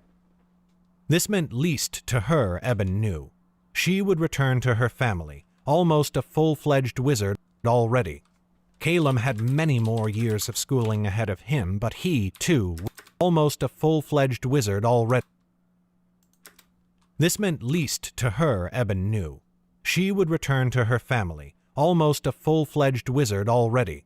Calum had many more years of schooling ahead of him, but he, too, would return to a family who would welcome him, and mayhap they would even find him a private tutor to continue his training. If not, he had gotten far enough in the academy that he would continue practicing, and mayhap come to the height of his power in time.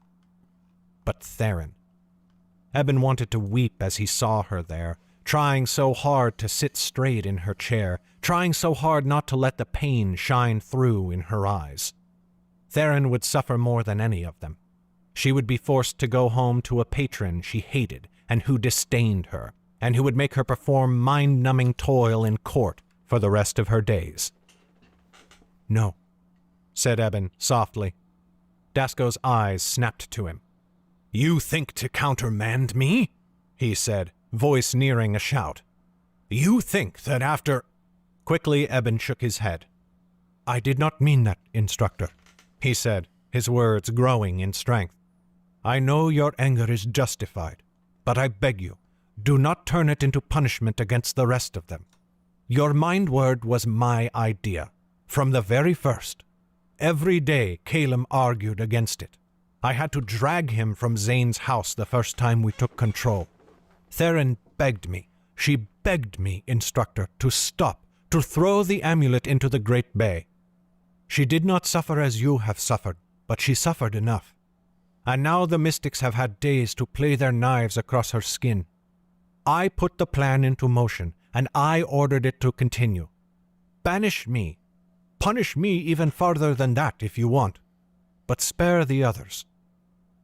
That stunned the room to silence. Theron did not look at him, but Calum did, and Eben saw tears shining in the boy's eyes. Lilith showed her gratitude in a small nod, while Zane leaned back as if appraising him. But Eben's heart sank as the fury in Dasco's face only doubled. "I believe you," said Dasco quietly.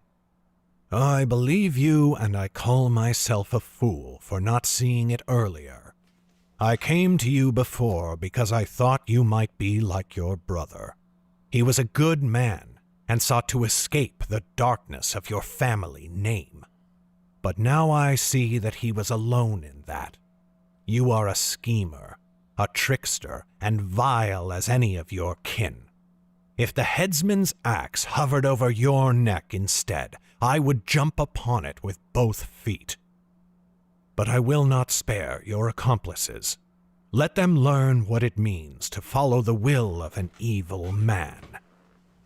Before Eben could reply, Theron spoke up. "Followers we might have been, but not equal in sharing the blame. It was I who controlled you, Dasco. I will vouch for the truth in Eben's words. Calum urged countless times for us to stop, until even I wearied of it. And Lilith has known of it for all of a few days. Punish Eben and punish me, the mastermind and the lackey who did the deed. Spare the others." Dasco's nostrils flared. He studied her for a long moment until Eben was sure he would refuse. At last he shot to his feet and sniffed. "Very well," he said. "The boy and the Yeren girl may stay, but I hope never to lay eyes upon the other two again." Dasco swept from the room, even as a high whine sprang up at the edge of Eben's hearing, like a scream in his mind. He was banished. He was banished from the academy.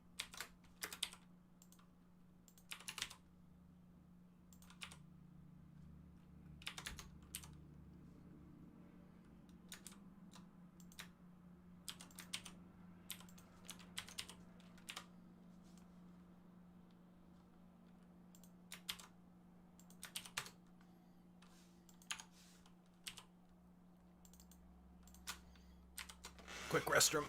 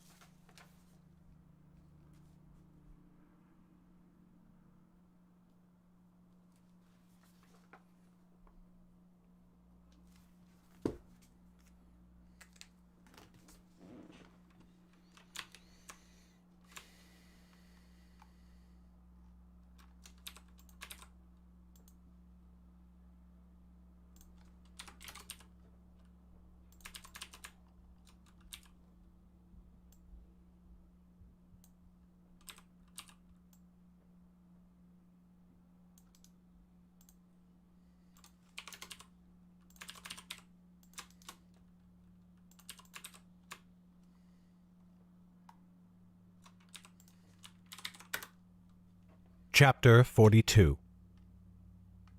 No one in the office moved for a long while. Theron was the first to stir. She fought to gain her feet, and Lilith quickly came forwards to help her. Eben, too, took an arm. When at last she had risen, she met his eyes. "I am sorry," he said. "This only happened to you because of me." Theron pursed her lips, and then shrugged. "I could not have long remained in any case. But you are right. It would not have happened if not for you." She took a halting, lurching step, aided by Lilith. Eben held her as best he could, though she did not put much weight upon him. "I am sorry, Theron. Please, there must be something I can do. My family." He trailed off as she shook her head, slowly. "No."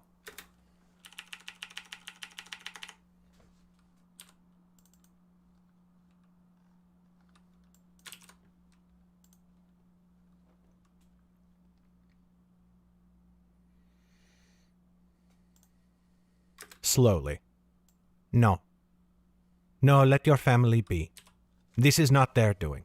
Not for the most part, anyway." He knew she was thinking of Mako. "Only be better in the future, Eben. Remember this, and remember that the false path never leads to a good end." Eben drew back, but she softened her words by taking his arm and pulling him close for an embrace. "I do not hate you, Eben. And I am not leaving tomorrow. We will have time to speak again. But now I must rest." Lilith helped her hobble out the door. Caleb stared at it for a moment. Then he burst into tears and fled into the halls. Eben meant to go after him, but Zane raised a hand and spoke. "A moment, Drayden. I am sure your friends need tending to, but you and I must speak first." Eben looked to the door. He considered ignoring Zane's words and running after Caleb. "Give them time," said Zane, but gently, as if he had heard the thought in Eben's mind. "Come." Zane rose and guided Eben out of the office. He led the way through the halls and out a white cedar door onto the academy grounds. The hour was still early, and their breath misted in the air. Eben rubbed his arms against the chill. "Allow me," said Zane. He whispered as his eyes glowed, and a small ball of flame sprang up before them and between them. Eben held his fingers out towards it. "Thank you," he said softly. Zane nodded. Then he sighed, as though preparing himself for a most unpleasant task. "I am not skilled in such things, and so I will be brief. I was wrong to think so poorly of you simply because of your family name. I treated you worse than I ought, and that was my error. It does not excuse what you did, but mayhap my own ire made things worse than they might have been." "Worse than you ought?" said Eben, arching an eyebrow. Zane's jaw clenched. "Much worse, I suppose." But Eben only shrugged. "In all honesty, I am rather used to such treatment by now." His words earned another sigh. "I suppose you are right. Many of us, it seems, are accused of crimes these days in which we were blameless." Eben gave him a look. "You mean what happened between you and Dristan, and Cyrus as well?" he said. Zane's easy look darkened.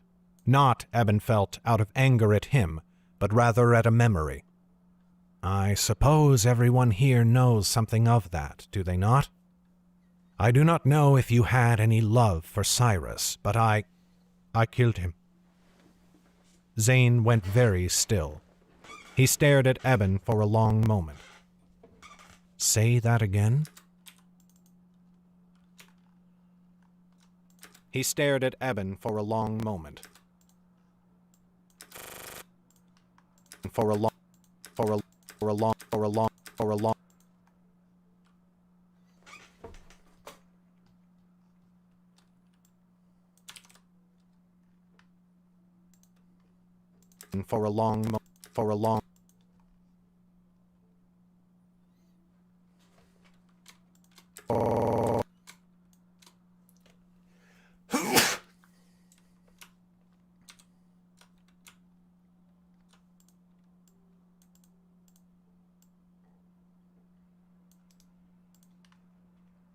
for a long moment.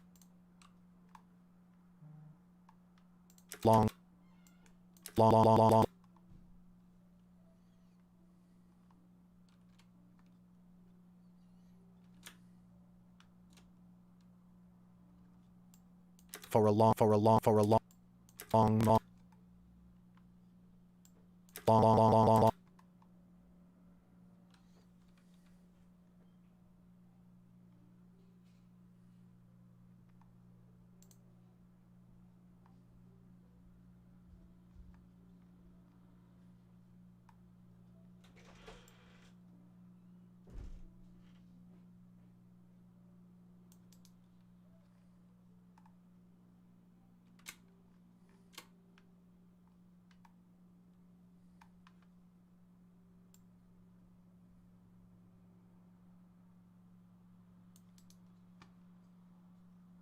For a long moment.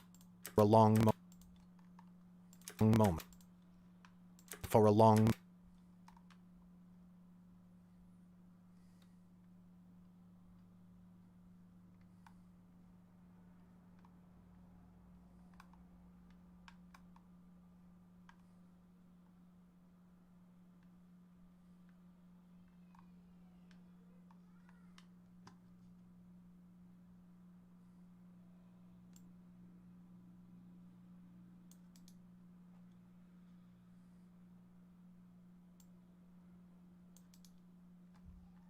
For a long moment.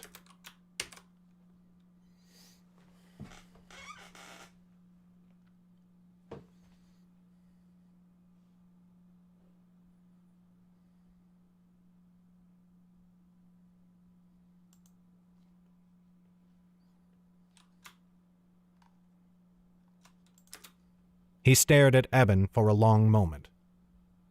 Say that again? I killed Cyrus, said Eben.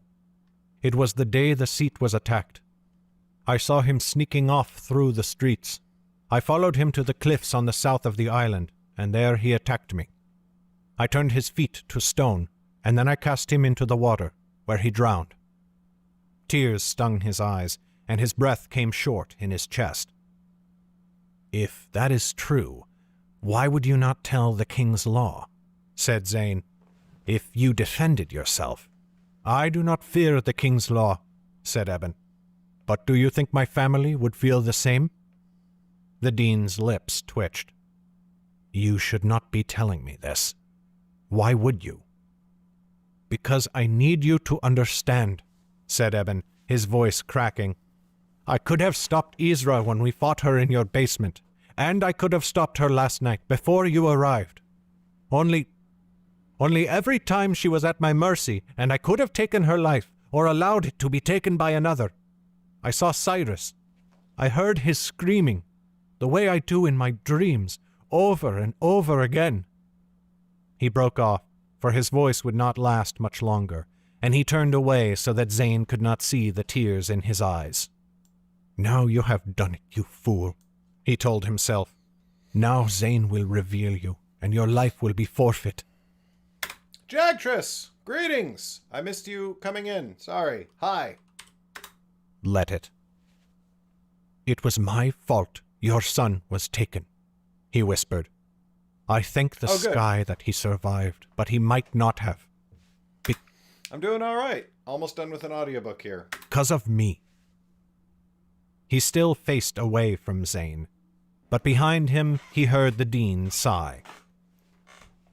It is no ignoble thing to stay the hand from killing, said Zane softly.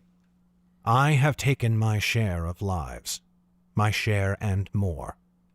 Yet someone wiser than I am reminded me in recent days that it is not for the living to lightly mete out death. When Eben looked again, Zane's eyes were far away. Then you will reveal my crime to the constables? I would not blame you. Zane snorted. Your murder of Cyrus? Hardly. I knew the man, likely better than you did. I am not so reckless about killing as I once was, Maya, but I will not mourn his passing. Shaking, Eben let loose a long sigh. I am relieved to hear it. I imagine you are, said Zane, fixing him with a stern glare. But your relief may not last long, for I heard what Theron said to you, and I agree with her. If you seek redemption for what you have done, you cannot look to your past, but to the future, and not just your future, but the future of all of Underrealm. The air had grown thick with tension, so thick that Eben found his breath coming shallow. What do you mean? He said. You must leave the academy, yet I do not think you wish to return to your home of Idris, said Zane. What if I could arrange for you to stay here upon the seat? I could even arrange for you to have a private tutor, an instructor who would continue your training in magic. Eben's heart thundered in his chest. You would do that? He said, managing little more than a whisper. Yes, but not for free. What then? I would pay a hefty price for such a gift. Zane shook his head. I do not want your coin. Rather, I want what your coin has secured. Your family's influence and power across the 9 kingdoms. Eben blinked. I do not understand. What do you mean? Zane hesitated. I only share this with you because you have proven yourself to be something nobler than your kin. I know the Drayden name and the darkness that surrounds it, and you do as well. Yet as a Drayden, you have access to resources I could never hope to muster on my own. I thought you were favored by the High King herself. So I am, and we work together in this, said Zane. Yet the High King Enelin walks in the light of her own laws. The Draydens often dip into the darkness beyond those laws. That is where I think you might help me. All sanctioned by the High King. You will face no blame for any help you give us. Fear thrummed in Eben's chest, and he felt himself standing on the edge of a precipice. You do not make this sound like any light matter, Dean. Nor is it. You are about to learn something known only to a handful of people across Underrealm. You are going to help me find the necromancer.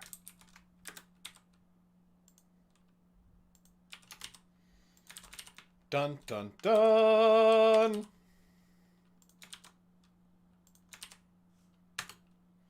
Dun dun dun. Dun dun dun dun dun dun. Ba ba bum.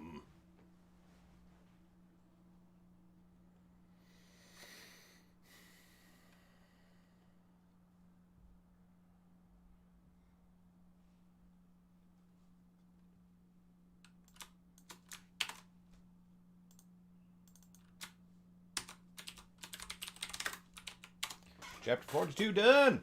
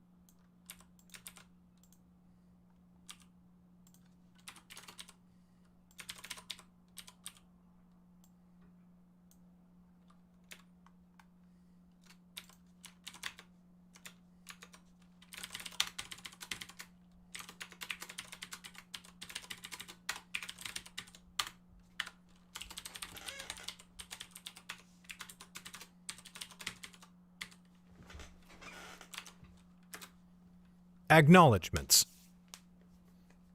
Well,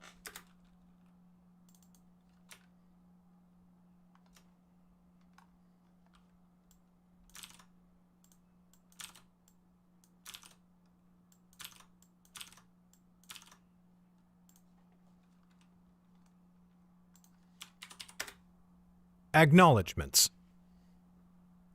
Well, I hope you're pleased with yourself. Really, in general, I hope you're pleased with yourself. You're awesome, and I appreciate you. But on a more immediate note, I hope you're pleased with this book. If you are, it's because of several people who are not me, and they deserve their moment of your attention because they really went above and beyond. First and last, my wife. This book was written during a tremendously tumultuous period for both of us. My business partnership dissolved, and she stepped in to fill the gap. As I tap out these pages, we are moving our family from one state to the next, and she's handling the lion's share of that planning. And through it all, she's remained my confidant and best friend. My children, by remaining blissfully... You want the rest? You're a friend and a confidant. I gotta get back to work. Thank you for being a friend. oblivious to the unbelievable stress their parents are under right now, have been a constant escape I can always rely on. When my work gets overwhelming, I spend time with them and pretend the world is as carefree as they believe it to be. Karen Conlin, my editor, is as stalwart as my wife, though in a very different way, of course, at least as far as our personal relationship is concerned. I have never been as confident in the work I produce as I am now that she runs her keen eyes across it. With this book, my beta readers have rendered their greatest service since the almost apocalypse that was Darkfire. Thank you, Jess, for revealing this book's fundamental flaw before it went to the presses, and a special thanks to the new kid, Joe. Thanks as well to Erad, Carl, and Kristen. To my advanced readers, you people are the best. You made last book's release epic, and I can't wait to see what we do with this one, and all the ones to come. Thank you to the Vloganovel crew, too many to name, but all appreciated. That's y'all, motherfuckers! So many writers shudder in horror at the thought of writing with an audience. I recoil instead at the thought of going on these journeys alone, without you by my side. And last as she is first, my wife again. Just hold on, Meg. We're almost there. Garrett Robinson, June 2016. That's mostly just recommendation. Yeah, type of editing is obviously a big consideration. But the best way in my experience is just you need a good recommendation.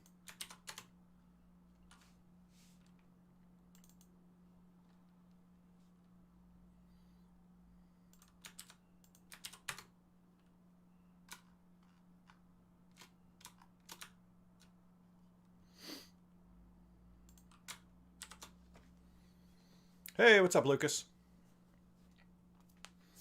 A podiobook. I don't know what a podiobook is.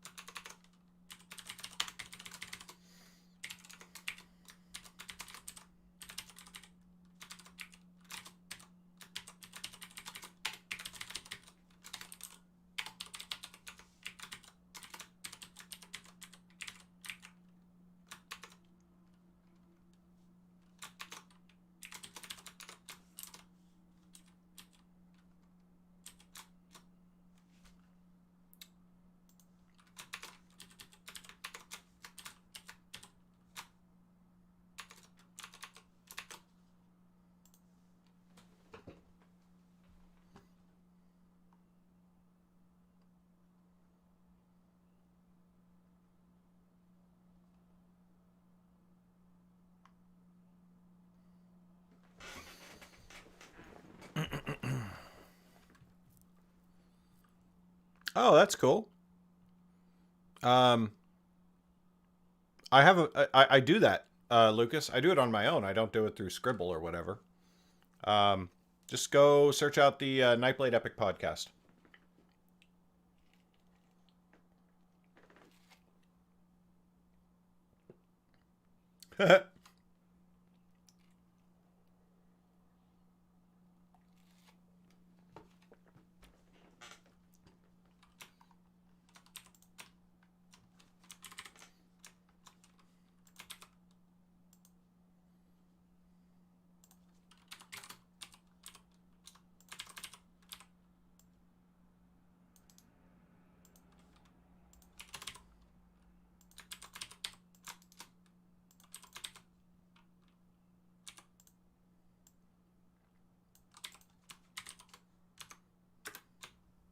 Epilogue. Halab looked up from her wine as Mako opened the door. He stepped into the drawing room and then stood aside, holding the door open. Nella stepped into the room. Her gaze flew everywhere, and Halab could see at once how the girl was overwhelmed by the finery. Not a merchant child, though Halab had heard she was friendly with the Yeren girl. Mako closed the door with a soft click. "Tell her what you told me," he said gently. The girl looked up in fear, meeting Halab's eyes for the first time. Halab smiled at her. Nella gave a little smile back, seeming to draw some comfort from the gesture. I told him about the day the seat was attacked. I saw Eben slip away from the other students." "This has reached my ears already," said Halab. "Did he not run off trying to help a student who had become lost, only to discover she was a handmaiden from the palace?" "That is what he told everyone when he came back," said Nella, nodding. "But it is not the truth. He and I were fighting together. We battled the gray and blue-clad warriors, the ones they call shades.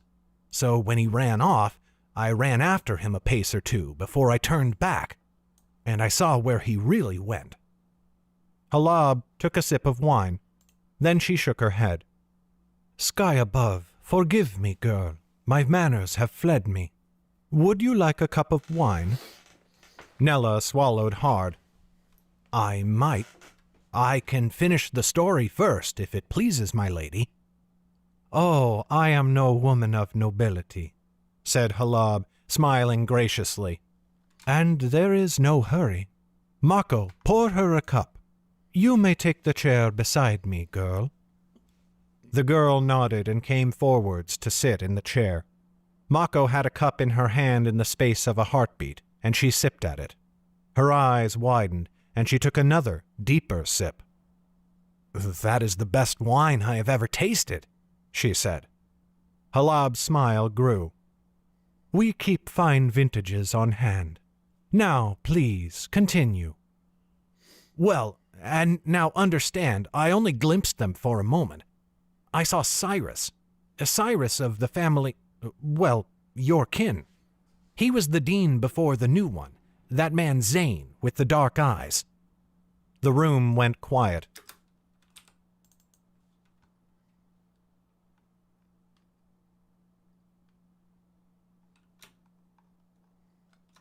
"That man Zane with the dark eyes." The room.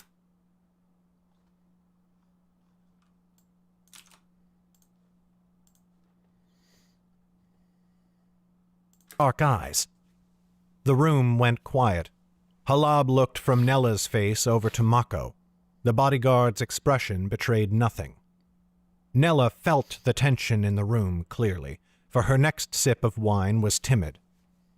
That is who Eben went after, and not some palace woman. He went after Cyrus. What happened to them both after that, I do not know." Halab had not taken her gaze from Mako. "Does this mean what it sounds like it means?" Mako shrugged. "Mayhap. Cyrus is dead, that much we know. If he were not, I would have found him. Eben might have killed him." Pursing her lips, Halab stared into her cup. She took another sip. Beside her, Nella's eyes had gone saucer wide. She drank a heavy gulp of her own cup. Halab. Mako's tone had become worried, reluctant. This throws everything into disarray. Cyrus should have died in the fighting, so that others would think he perished heroically upon the seat. The fact that everyone thinks he fled has been a serious blow to our standing, and now, to learn that Eben might have killed him. She flung her glass goblet into the fireplace. The glass smashed and the wine hissed in the flames. "Do not lecture me about what this means," she snapped. "Of course," said Mako, bowing his head. "How could this happen?" she shouted, letting the fury show in her voice. It was rare that she let it out, for she had learned long ago that rarity gave it strength. "How could we not have learned this already? It is your job to know such things." "I learn what I learn in just this way," said Mako quietly. "From the right questions put to the right people. I could not have known that I should have asked this exact girl this exact question, meaning no disrespect, of course." He inclined his head towards Nella. Nella still sat frozen in her seat, looking afraid to move. At Mako's words, she shook her head quickly. "If Cyrus knew of our involvement with the Shades," said Halab. "He did not," said Mako at once. "Pardon me if I do not put complete faith in your word just now," spat Halab. "What if he did, Mako? What if he told Eben?" Another long moment of silence passed. Mako sighed. I can remove the danger of this situation." Halab glared. I can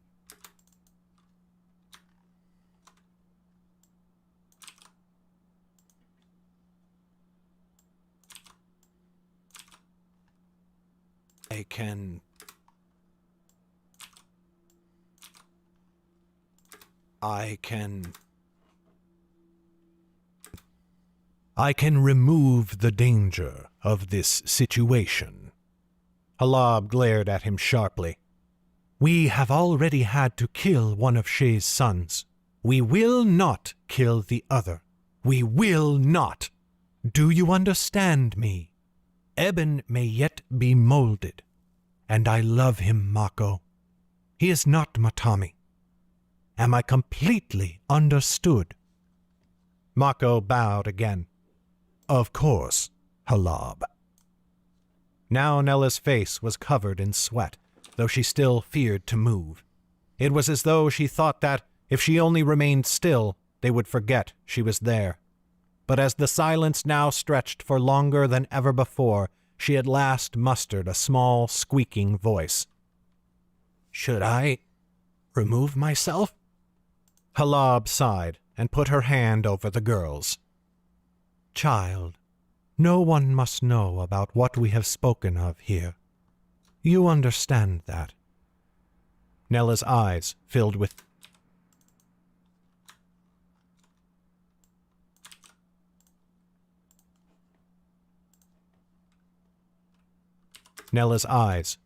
tears. "Of course I understand that. I will never breathe a word of it." Slowly, sadly, Halab shook her head. "We both know that that is not what I meant." Mako drew his dagger across the girl's throat. Halab withdrew her hand before the blood could splash upon her fingers.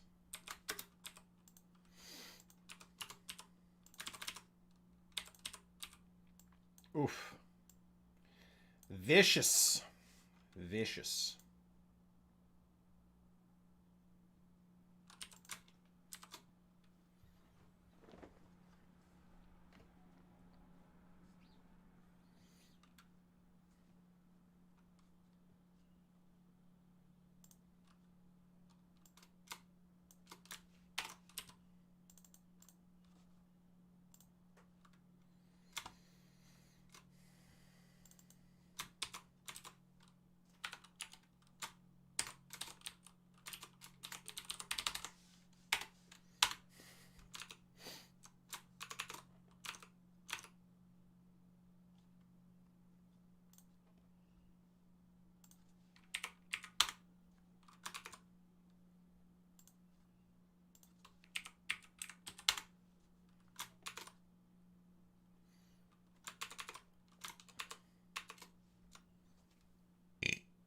Skills.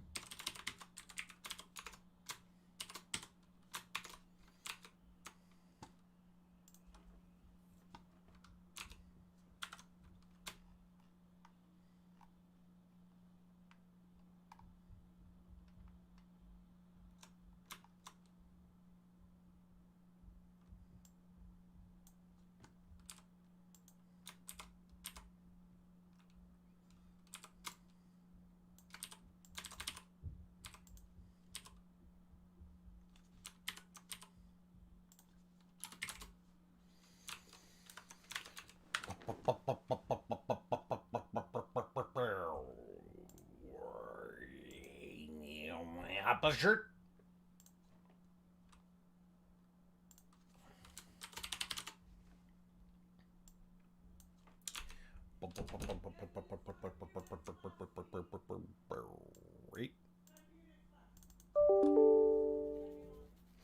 Oh, piss monkey.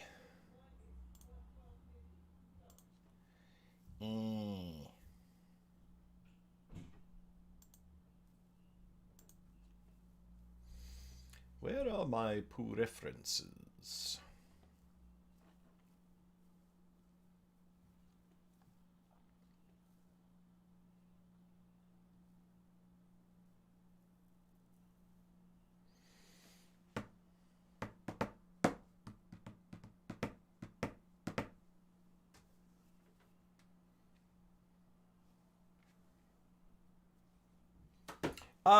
No, not really through my Discord, Ted. I guess I've found some through my Discord, but mostly it's been through my email list and other spaces that I have audiences.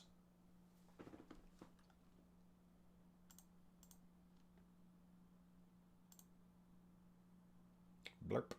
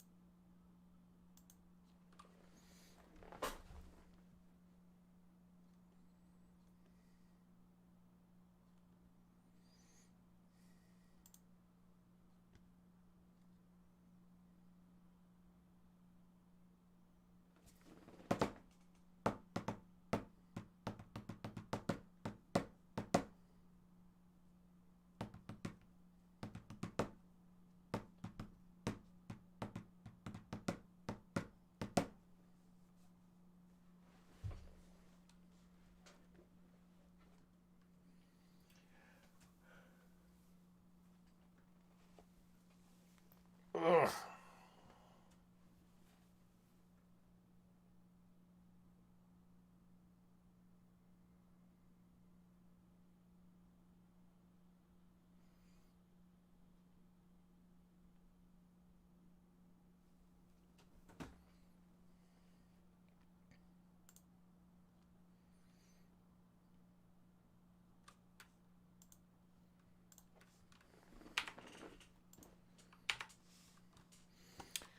All right. Well, I can't. This is very frustrating, but I cannot actually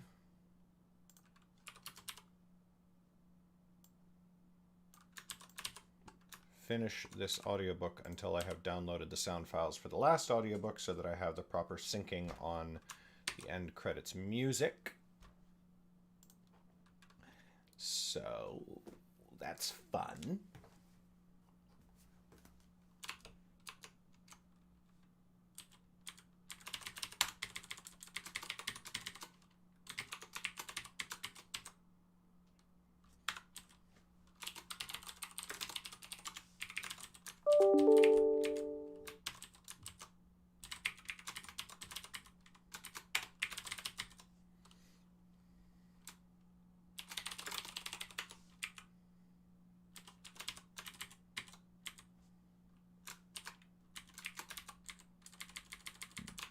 So I will spend my time while I wait for that stuff to download. Fixing the other audiobooks that Amazon has rejected. God damn it.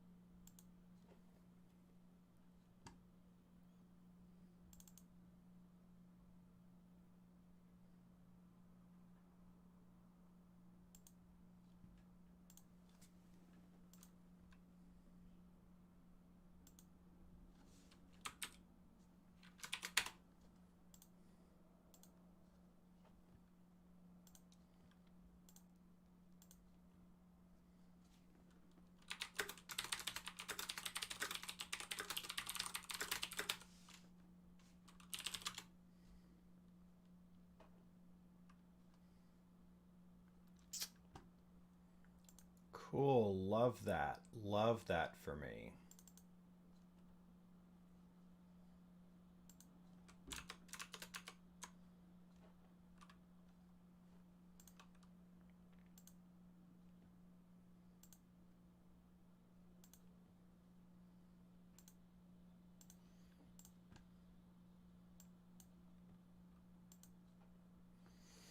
Big fan of this.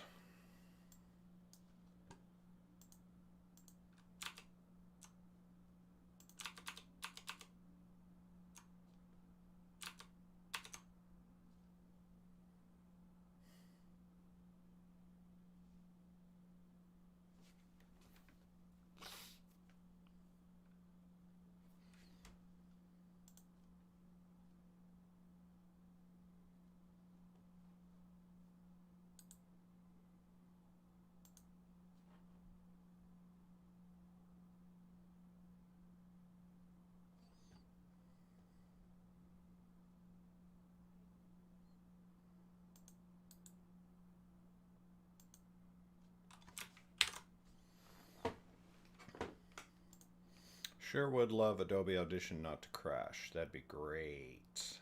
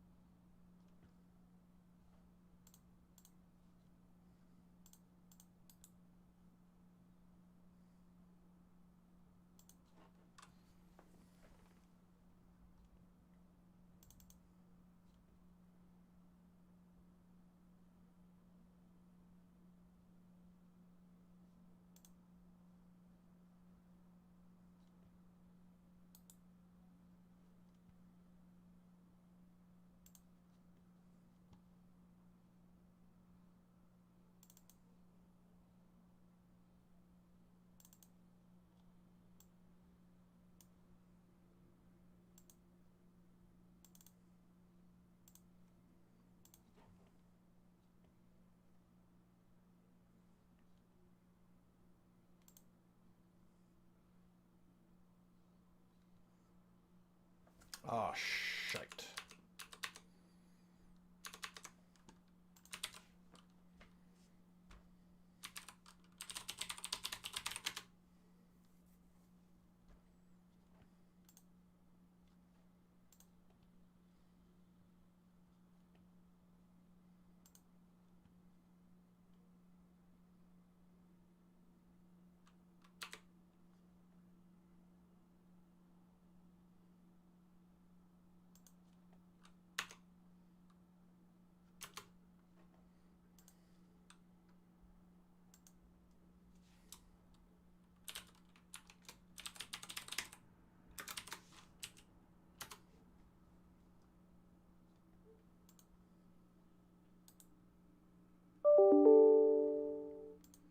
Gah.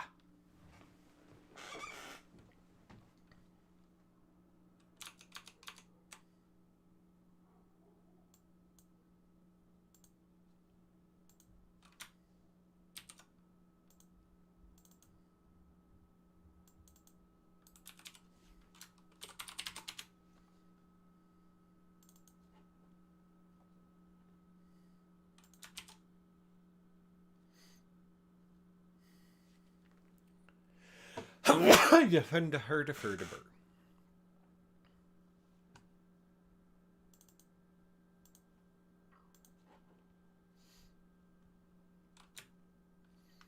Oh.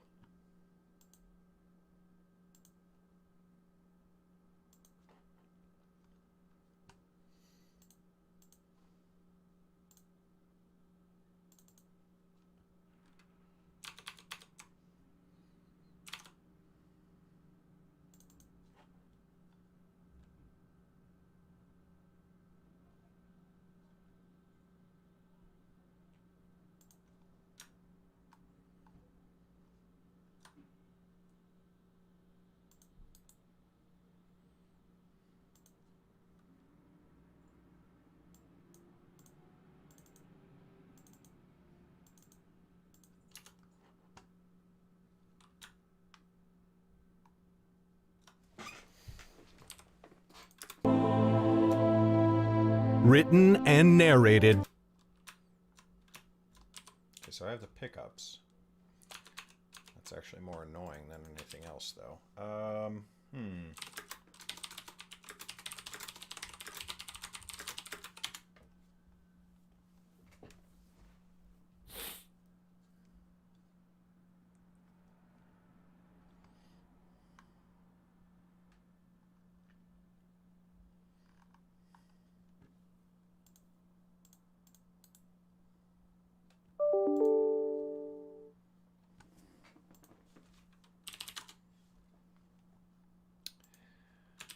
Wow.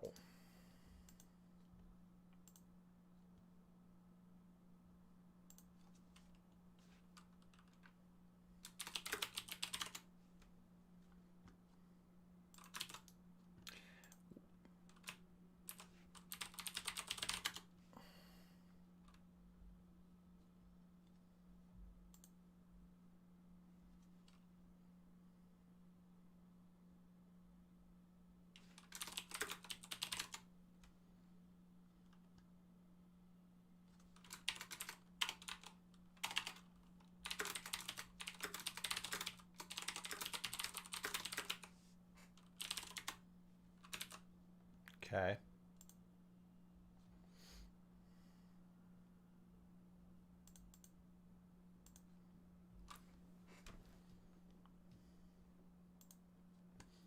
Okay.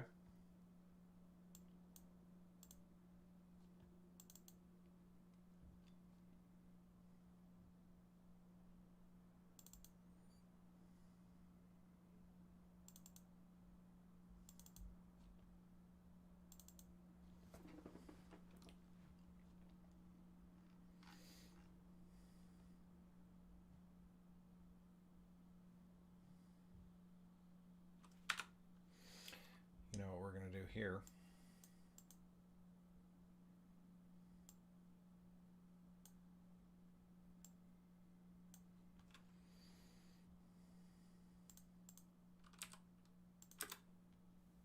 Dedication.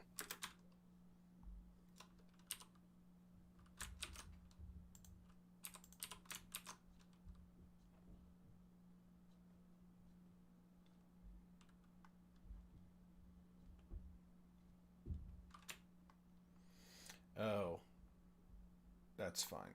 Okay, no, we got this. All right, we're fine.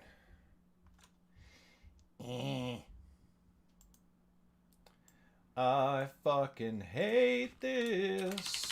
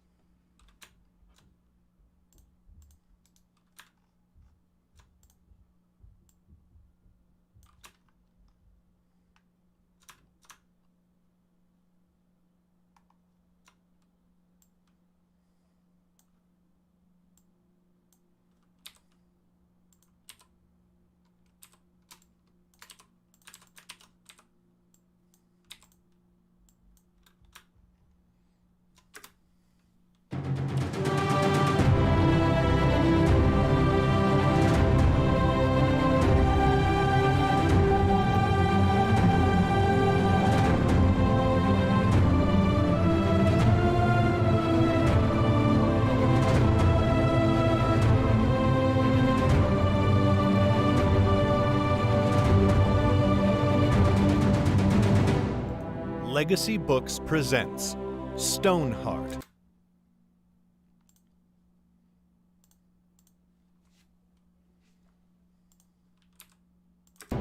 Legacy Books presents Stoneheart, a book of Underrealm, Book 2 of the Tales of the Wanderer series. Find all the works of Underrealm at underrealm.net/books.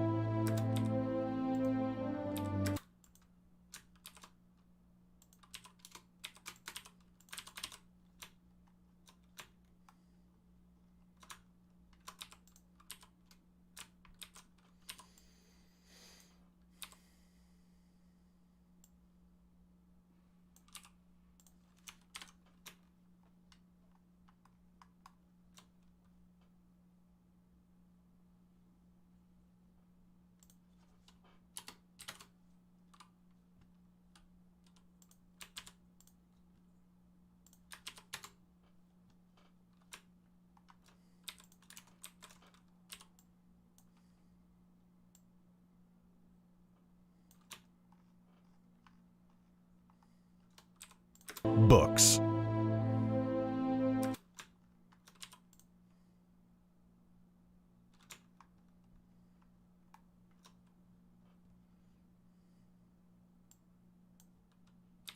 Find all the works of Underrealm at underrealm.net/books.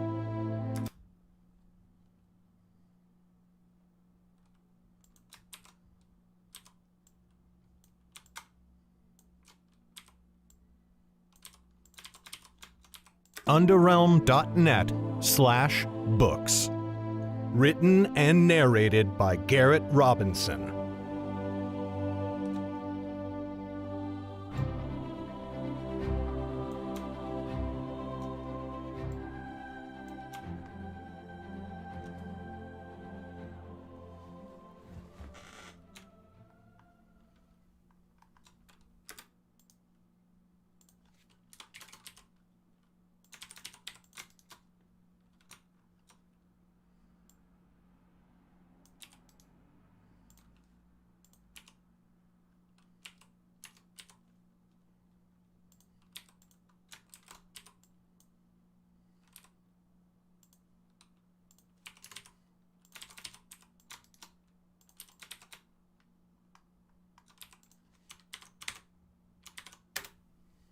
Dedication. To my family, it's been a long, hard year. I survived it thanks to you. To my parents,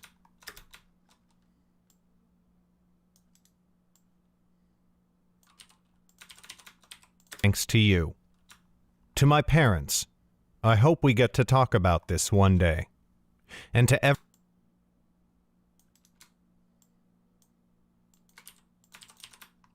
this one day.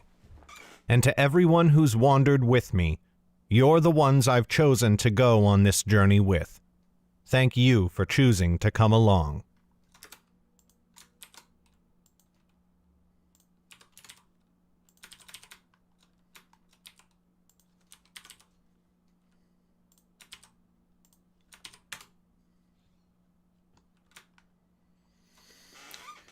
Okay.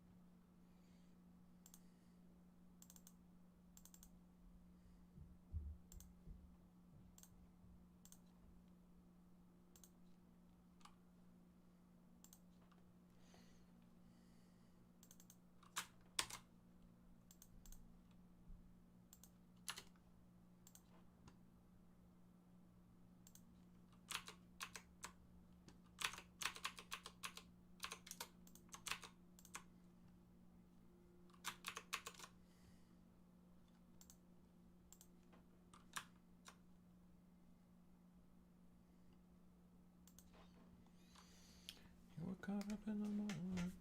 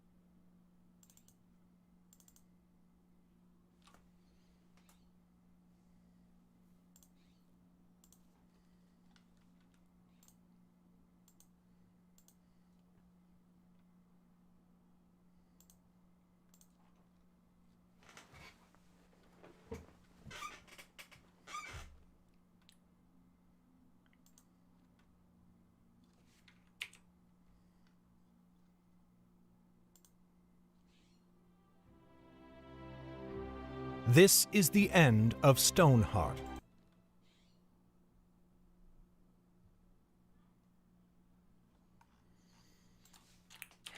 Okay. Take my audiobook, you motherfucker.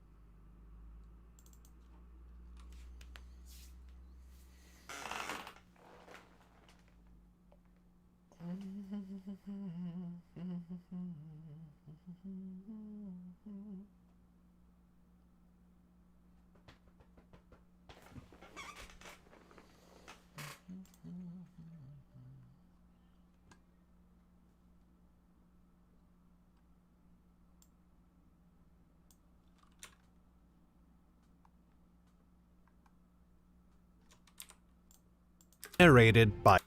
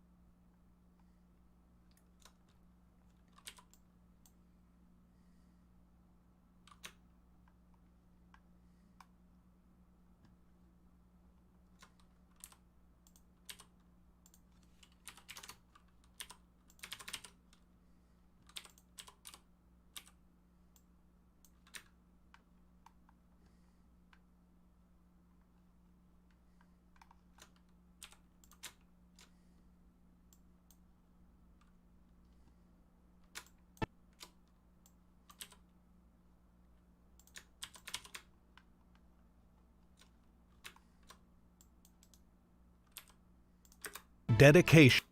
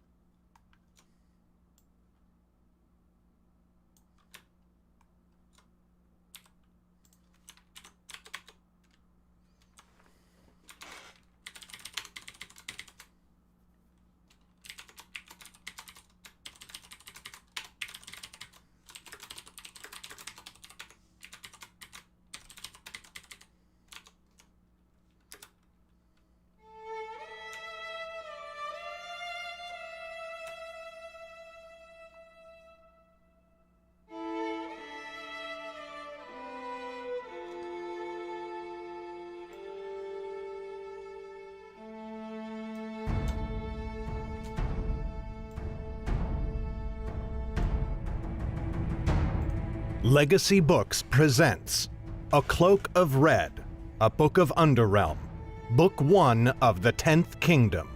Find all the works of Underrealm at underrealm.net/books. Written by Brenna Gawain, narrated by Garrett Robinson.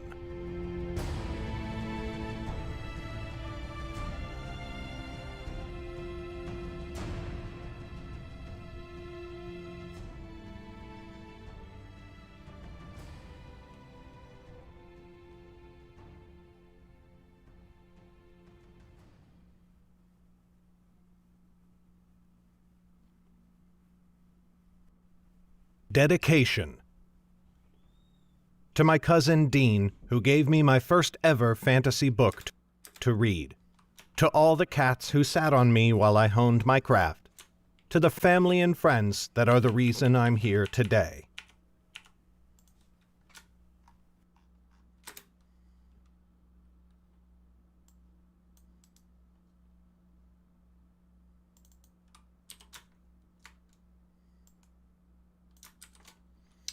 Cat, I'm a kitty cat, and I dance, dance, dance, and I dance, dance, dance. Cat, I'm a kitty cat, and I dance, dance, dance, and I dance, dance, dance. Cat, I'm a kitty cat, and I dance, dance, dance, and I dance, dance, dance.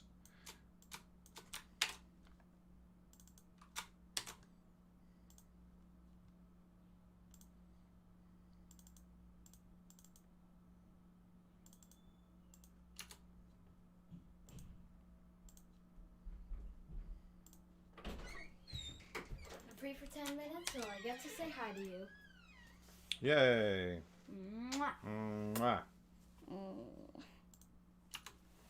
I'm hoping for a smarter girl costume to come. Why don't it come? Yeah, I understand.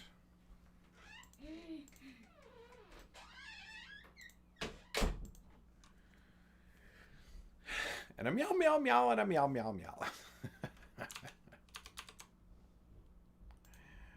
Oh, the good days.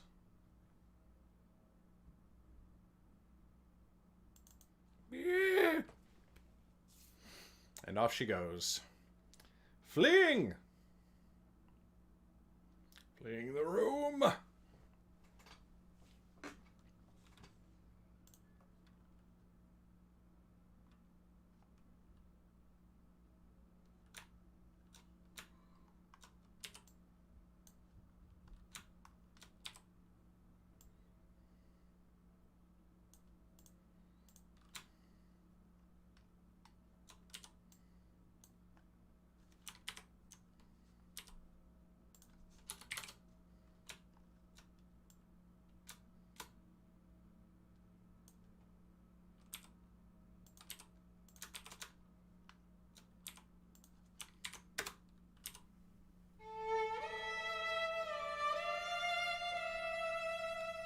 This is the end of A Cloak of Red, but the story continues in the many other books of Underrealm. Find all of them at underrealm.net/books. Published by Legacy Books. Written by Brenna Gawain. Edited by Karen Conlin.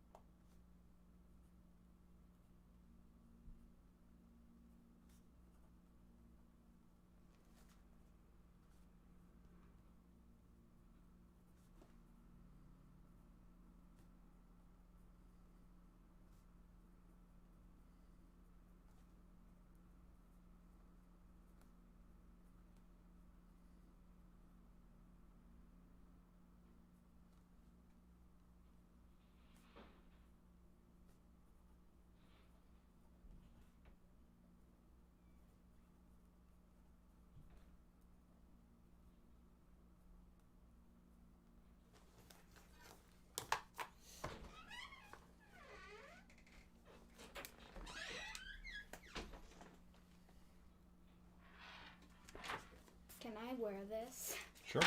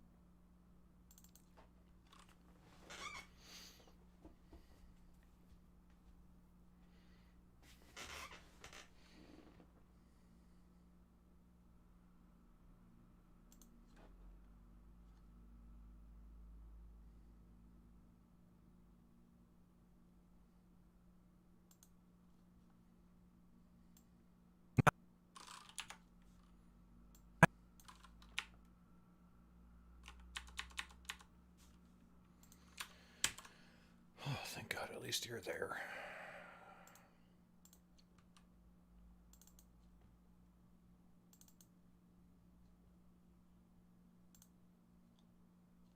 Oh. You're not the one I need. Close all.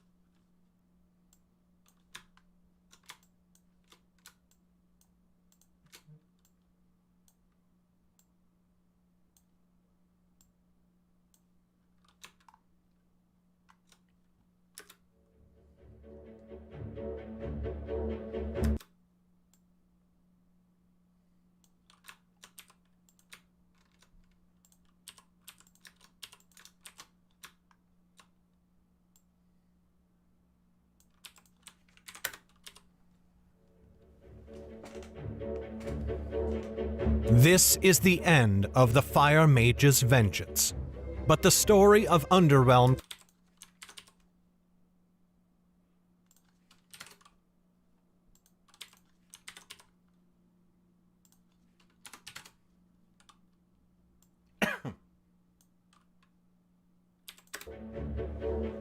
This is the end of the Firemage's vengeance. But the story of Underrealm continues with Bloodlust, the first book in the Tales of the Wanderer series. Find Bloodlust and all the works of Underrealm at underrealm.net/books. Published by Legacy Books. Written by Garrett Robinson. Edited by Karen Conlin.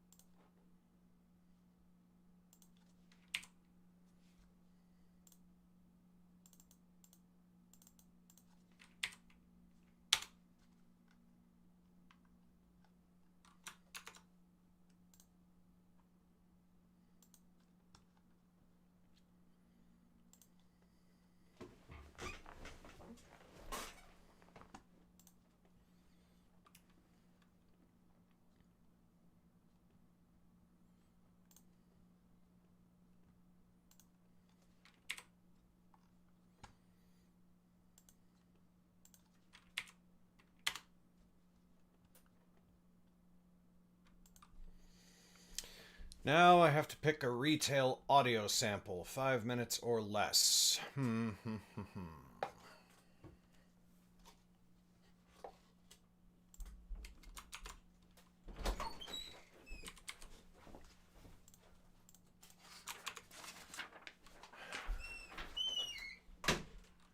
Office is getting a lot of traffic today, which I love. Big fan.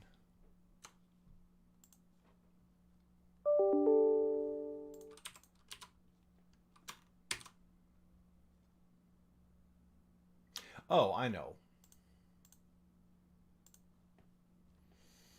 I know what it's gonna be.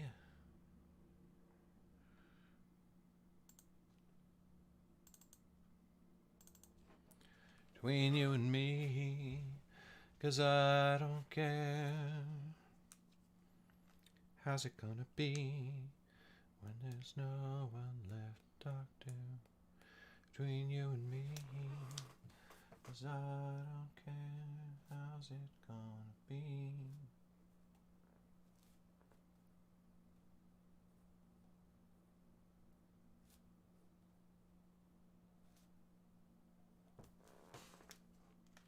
I love that song.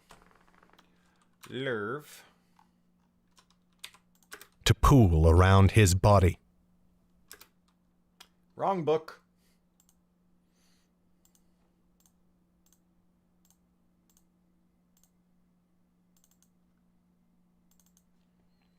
No immortal, I won't let them defy you. Save you as a new messiah. Defy you. Renew.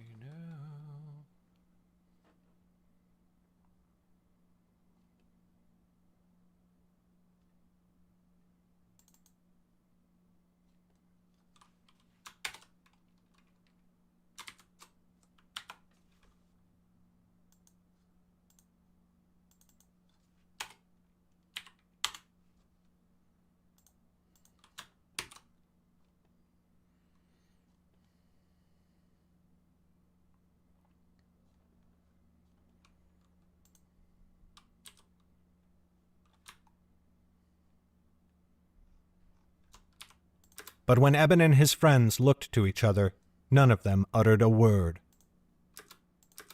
He turned and left the dining hall. The moment the door swung shut behind him, and then had vanished without so much as a footprint.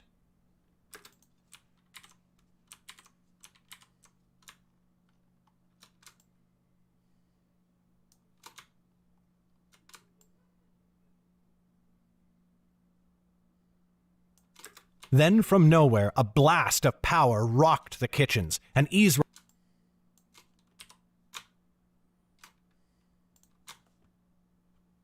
Well, that's easy.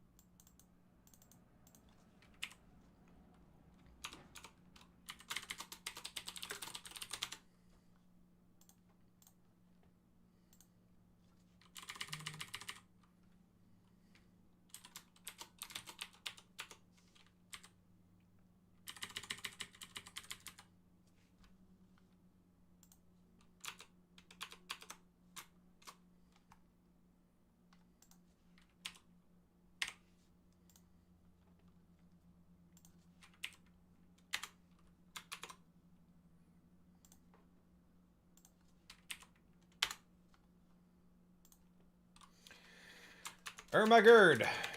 It's done.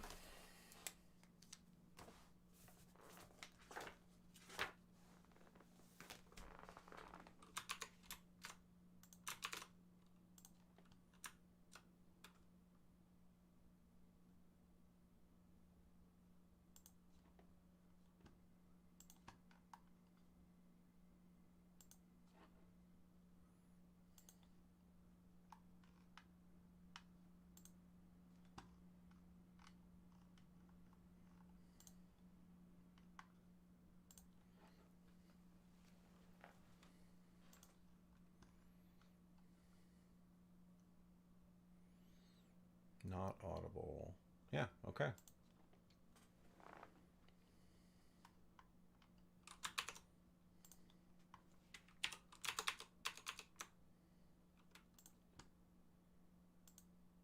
Oh.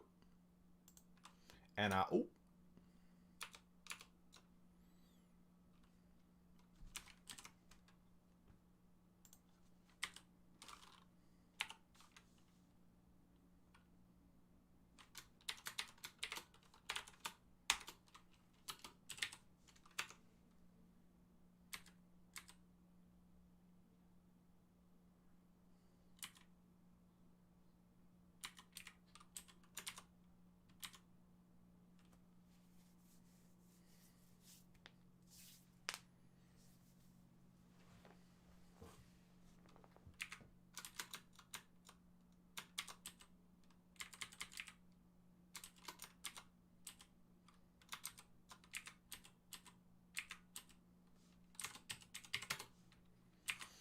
You as the new Messiah, defy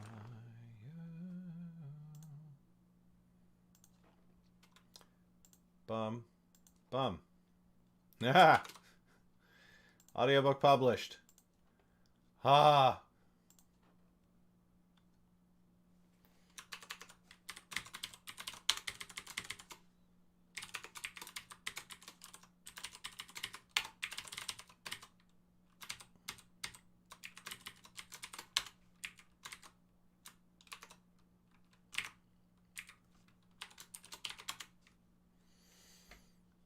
Woof.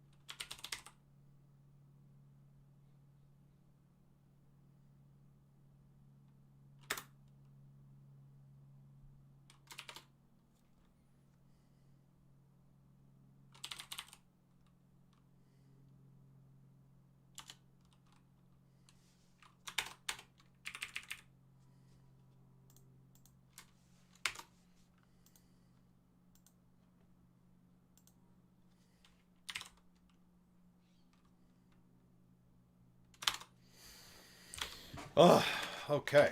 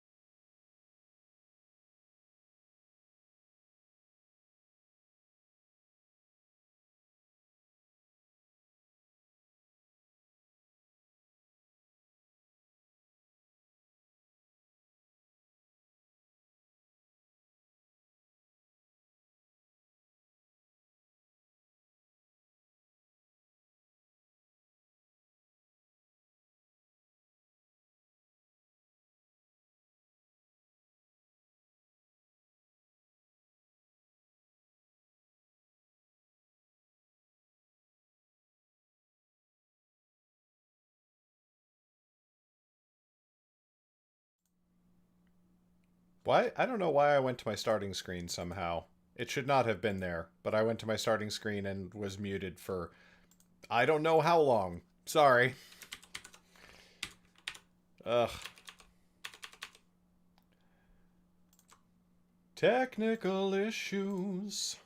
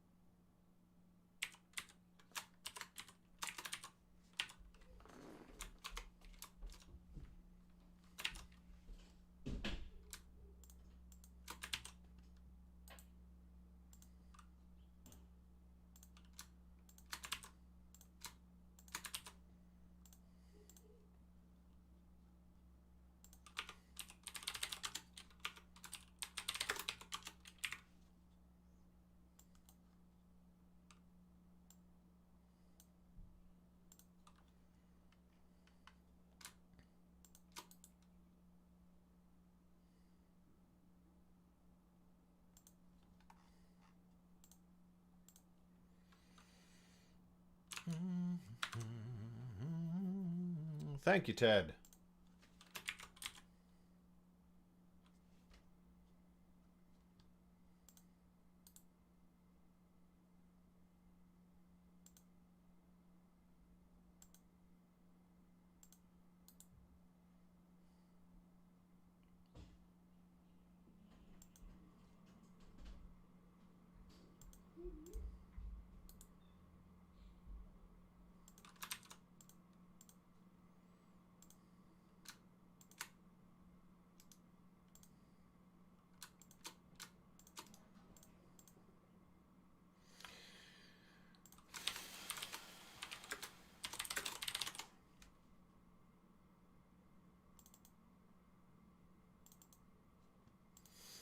Okay.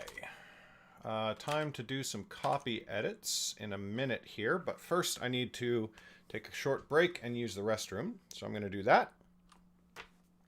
And I will be back in a few, and we are going to go through Karen's edits on Hellskin, my next book. Be right back.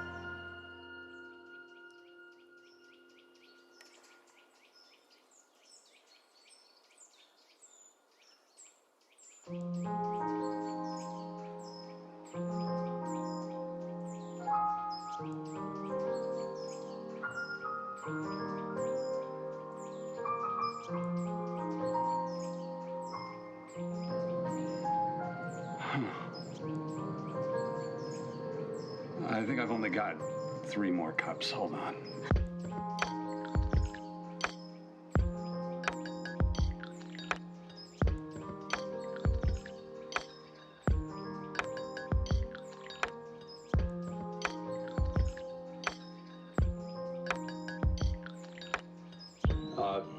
Mr. Clay and, no, I'm fine. 1 second.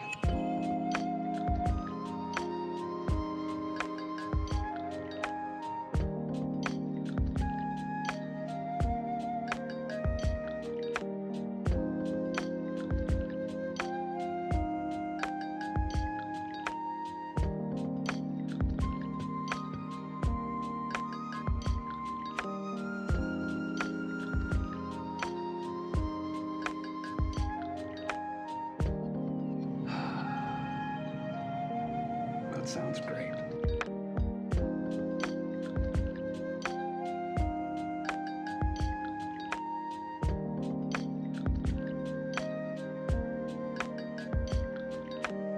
I would love to try your tea. Please let me know what you think.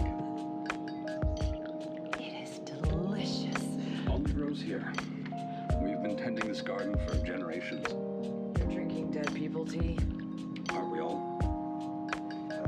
Yeah, that's very true. But you're like cultivating dead people for good tea. Aren't we all?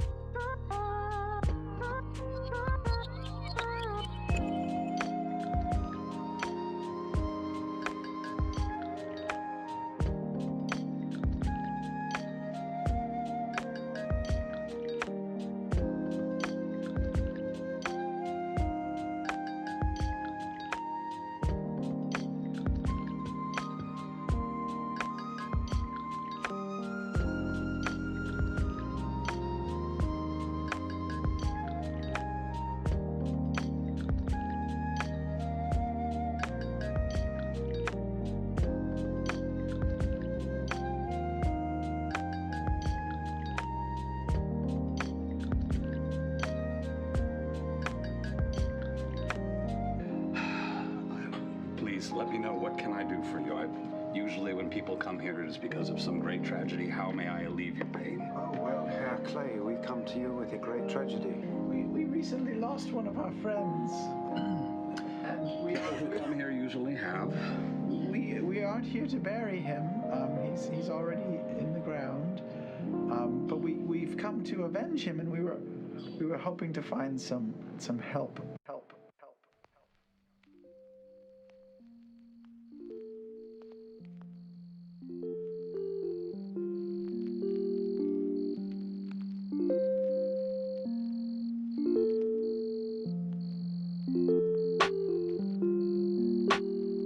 Yeah, this is a place where we take the dearly departed people who have done well and people who have lived good lives, and we put them into earth that has been touched by the Wild Mother, and in turn she grants them with beauty and splendor and sometimes tea.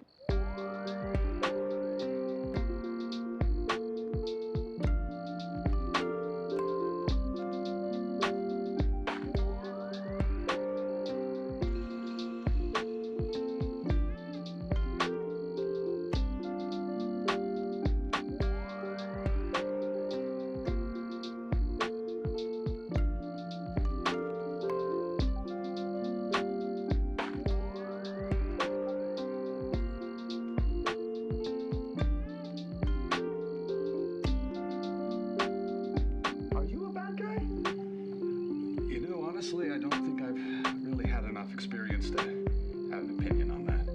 I'm a good gardener. What do you grow other than dead tea? I grow lilies, I grow mushrooms, moss. Mushrooms, dead moss.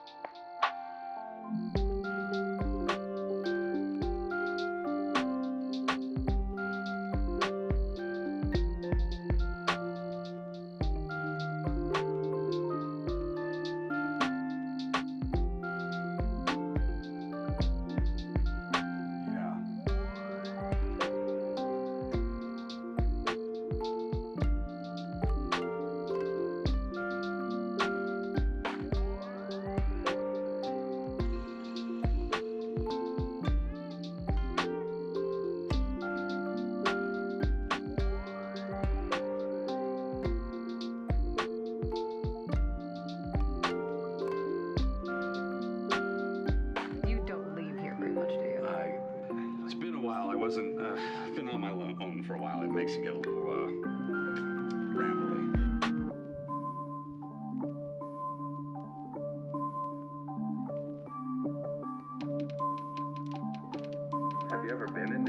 yes, violence is extremely natural.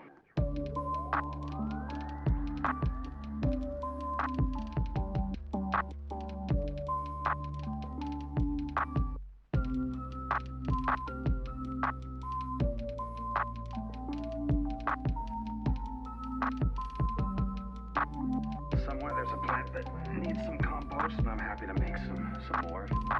Make people happy.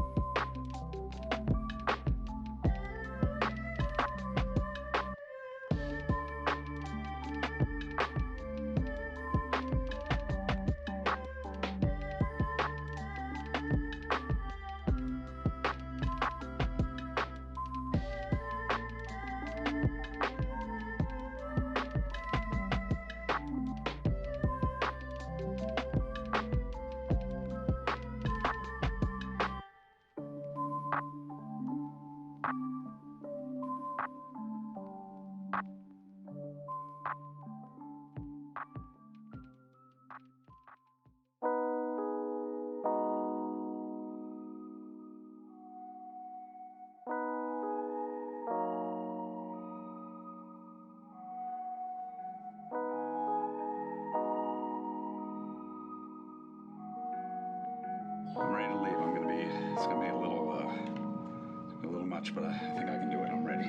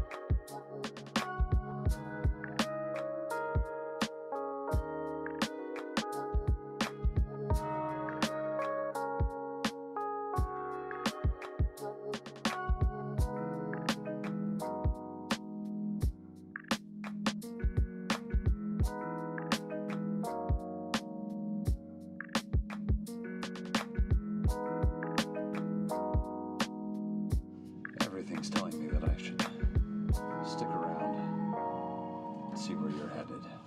I think that's where I'm supposed to be.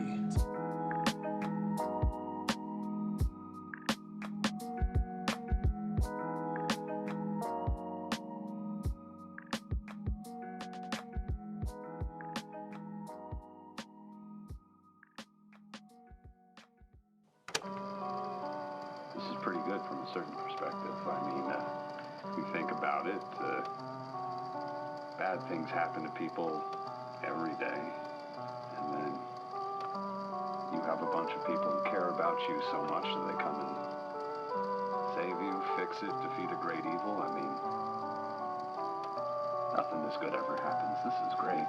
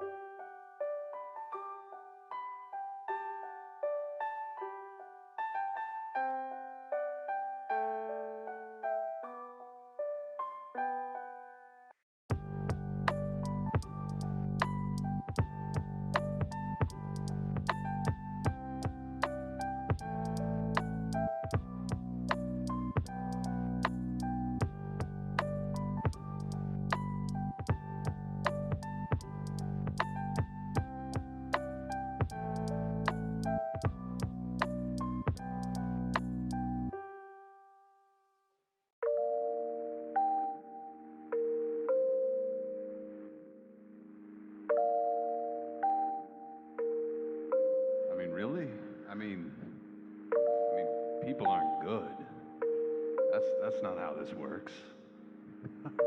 I mean, things that you do are good or bad, but people are just people.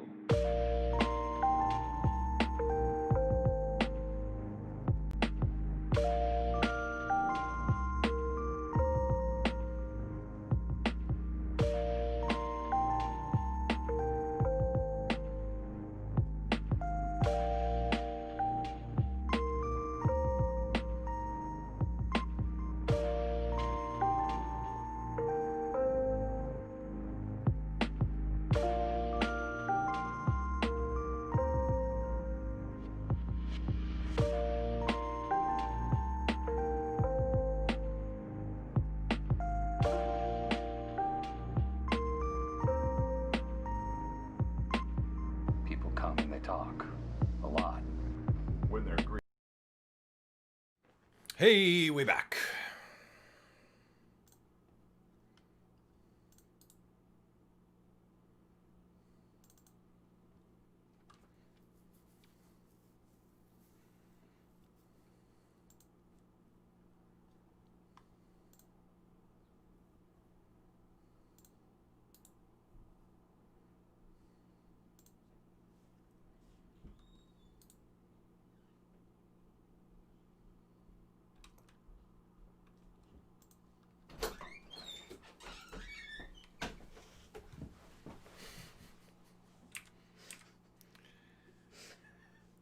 What the fuck is happening?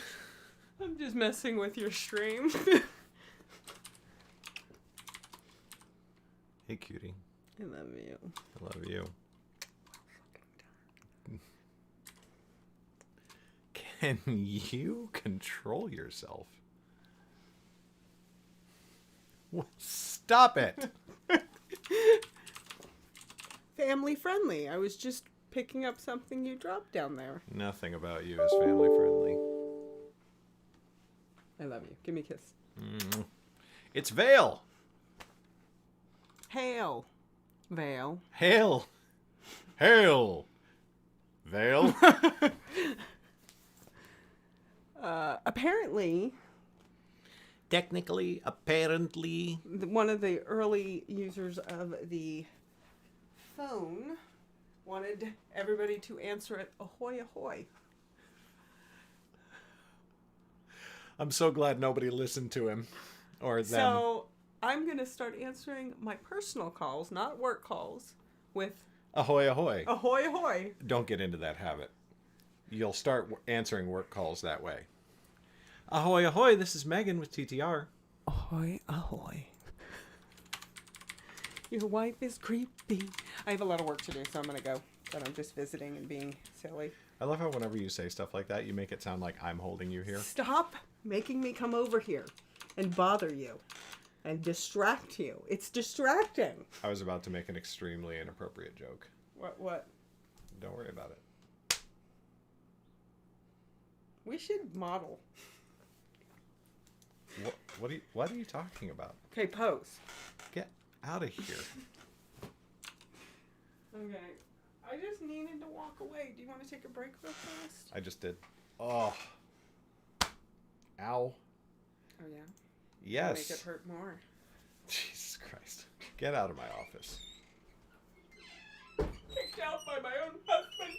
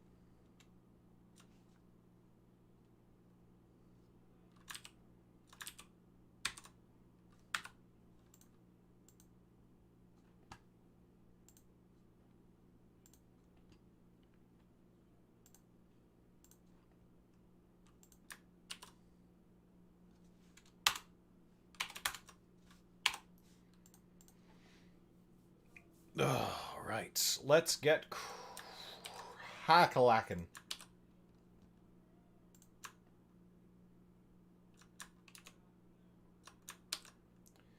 It seems so clear now what I must do. You're no immortal. I won't let them defy you. Leave you as a new Messiah.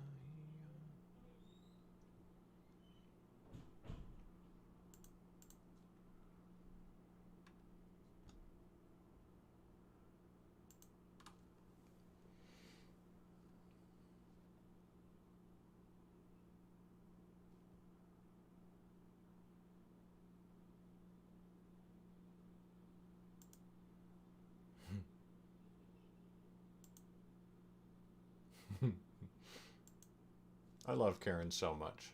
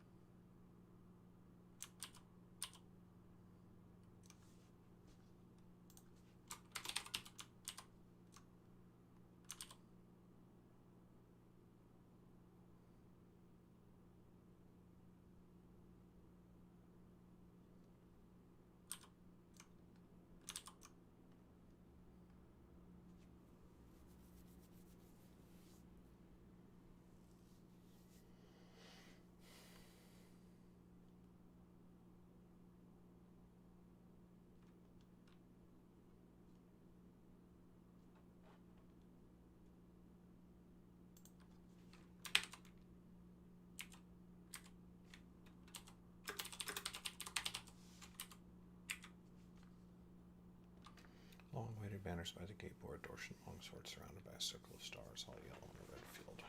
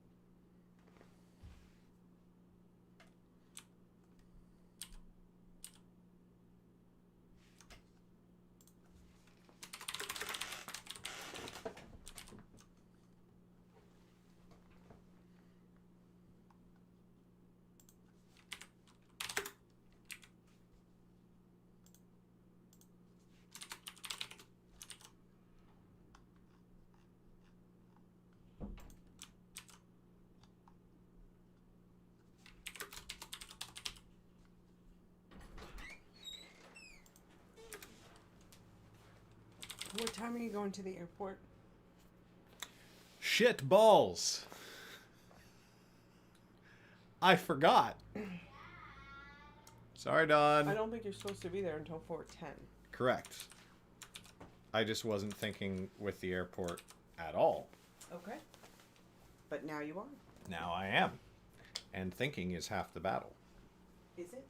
Nope, It's not half the battle? it isn't. Oh. Is it all the battle? It is. Closing the door.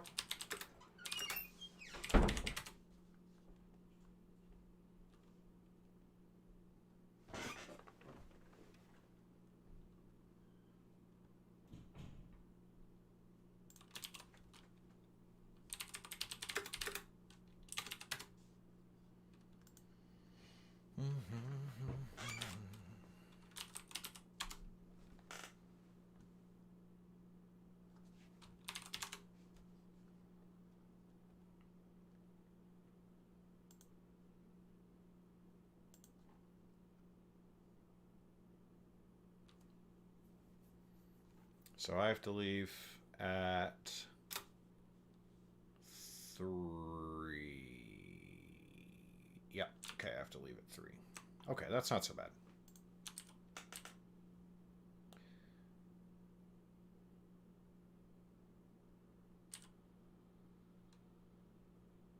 Well, he was...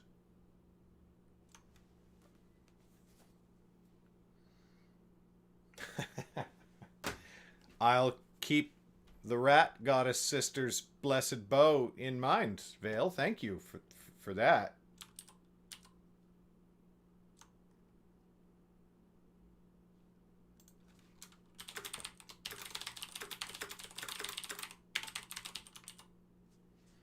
I can't believe.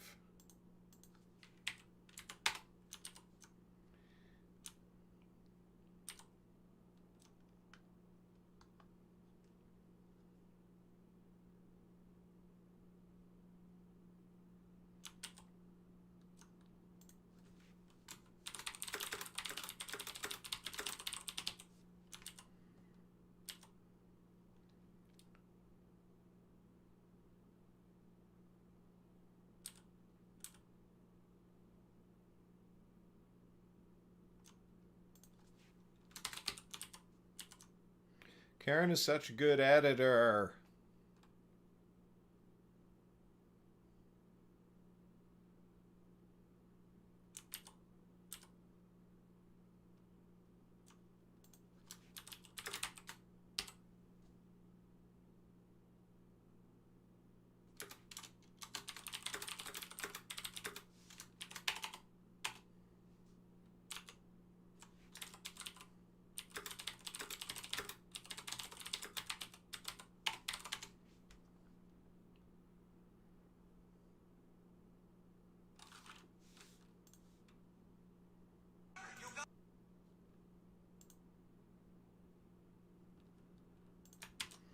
I'm dropping a link in chat real quick for everybody to enjoy.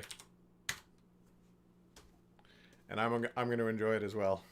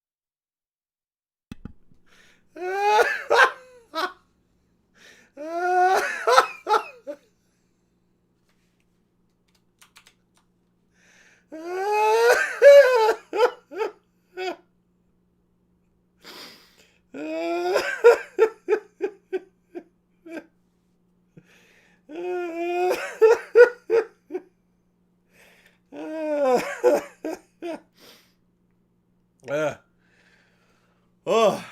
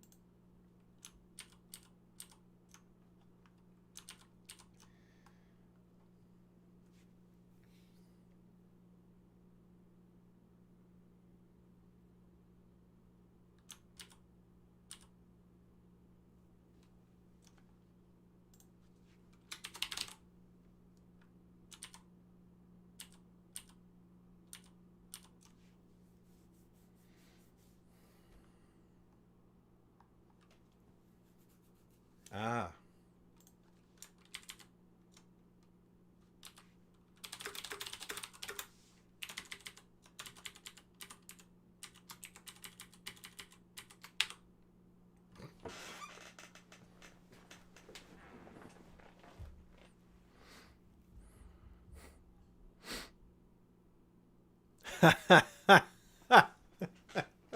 That's awesome, Vale. I didn't know that about Philip Roth. I don't know anything about Philip Roth, although from what I have heard, he sounds like a douche.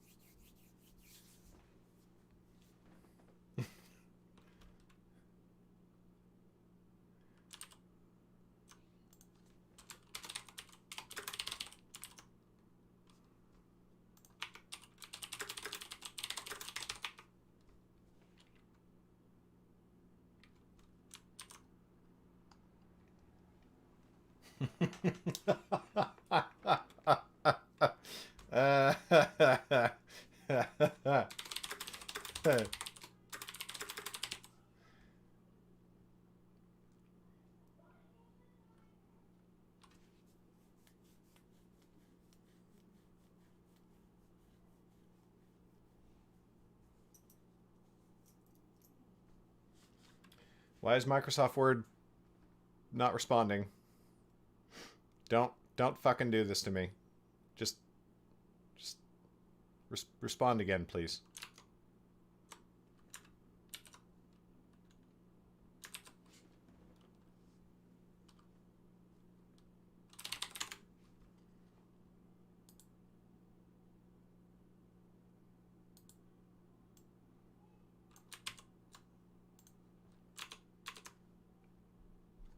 Don't.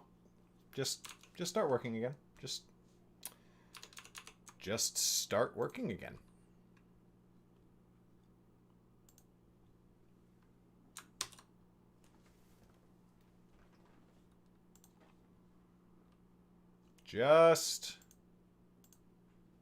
Oof, okay, so we're saving the document. We're saving it a lot.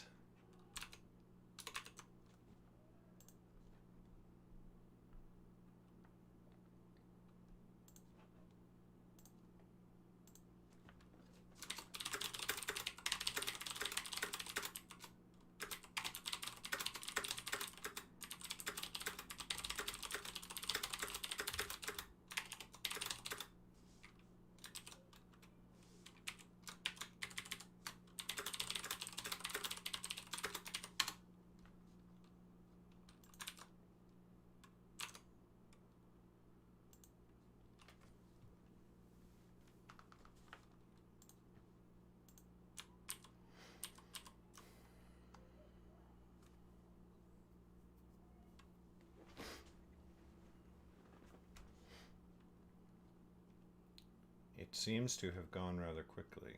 It. I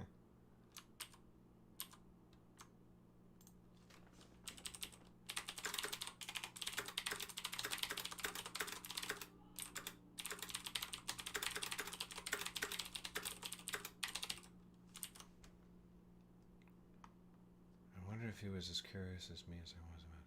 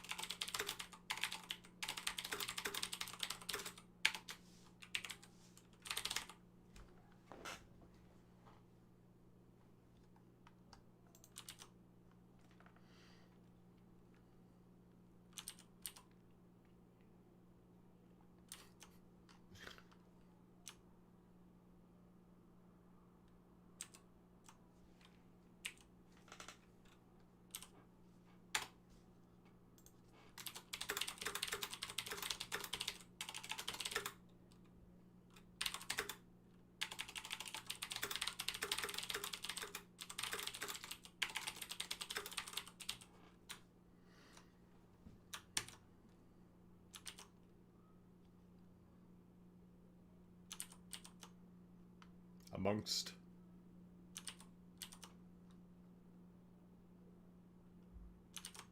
Whom?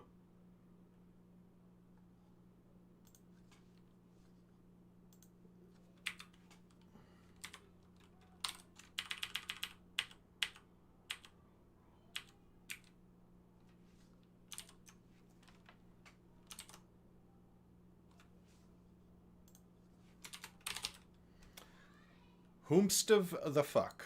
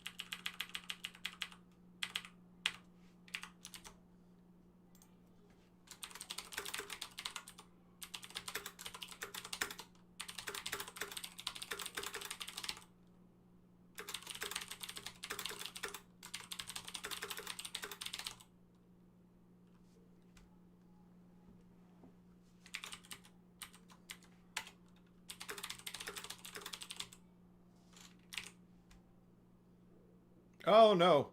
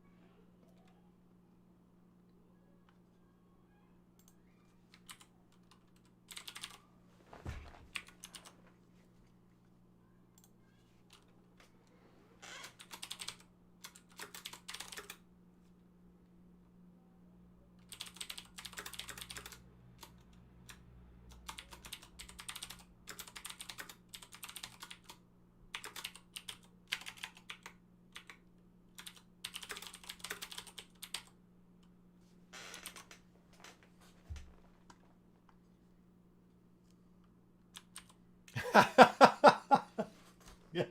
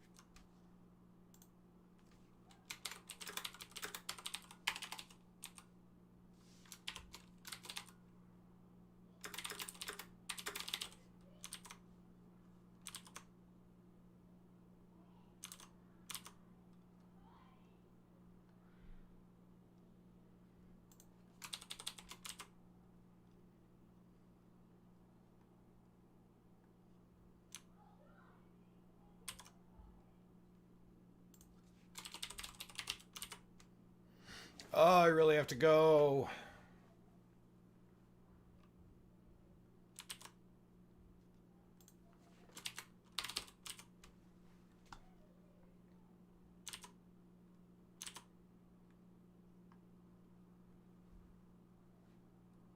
Ah.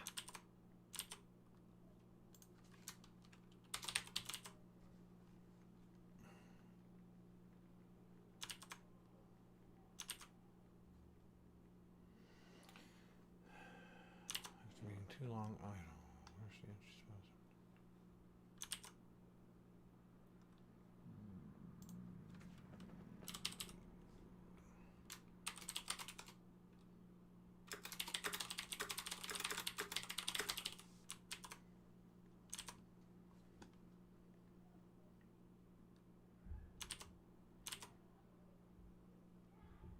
All right, I'm only halfway through the book, so I can't really try to wrap up. I'm having fun.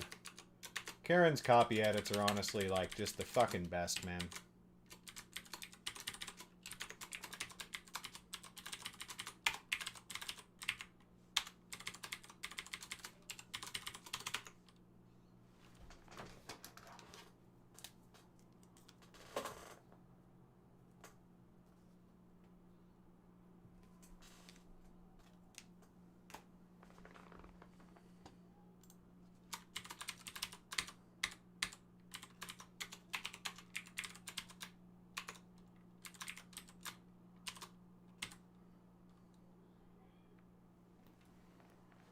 Oh.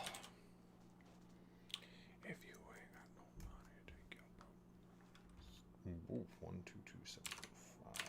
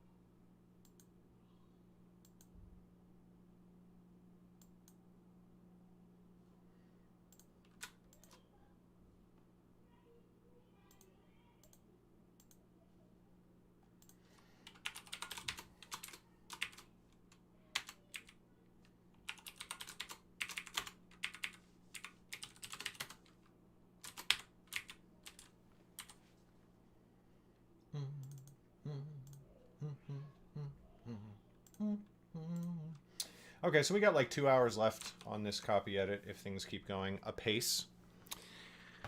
Let's find somebody to raid. Who are we raiding? Who are we raiding today? Boing!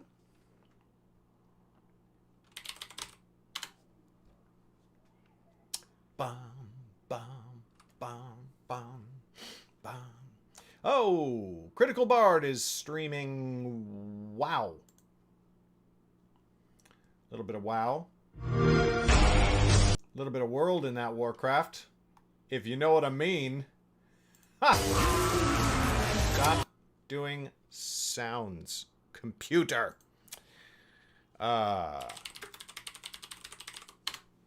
Say hi to Critical Bard for me.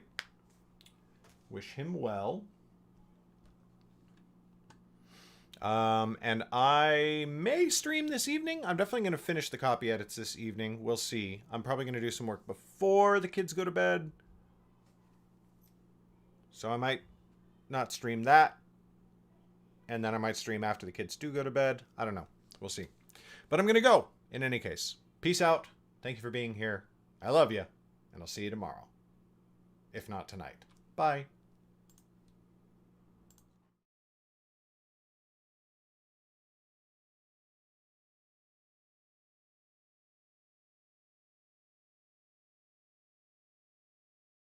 Excited about you being Haitian.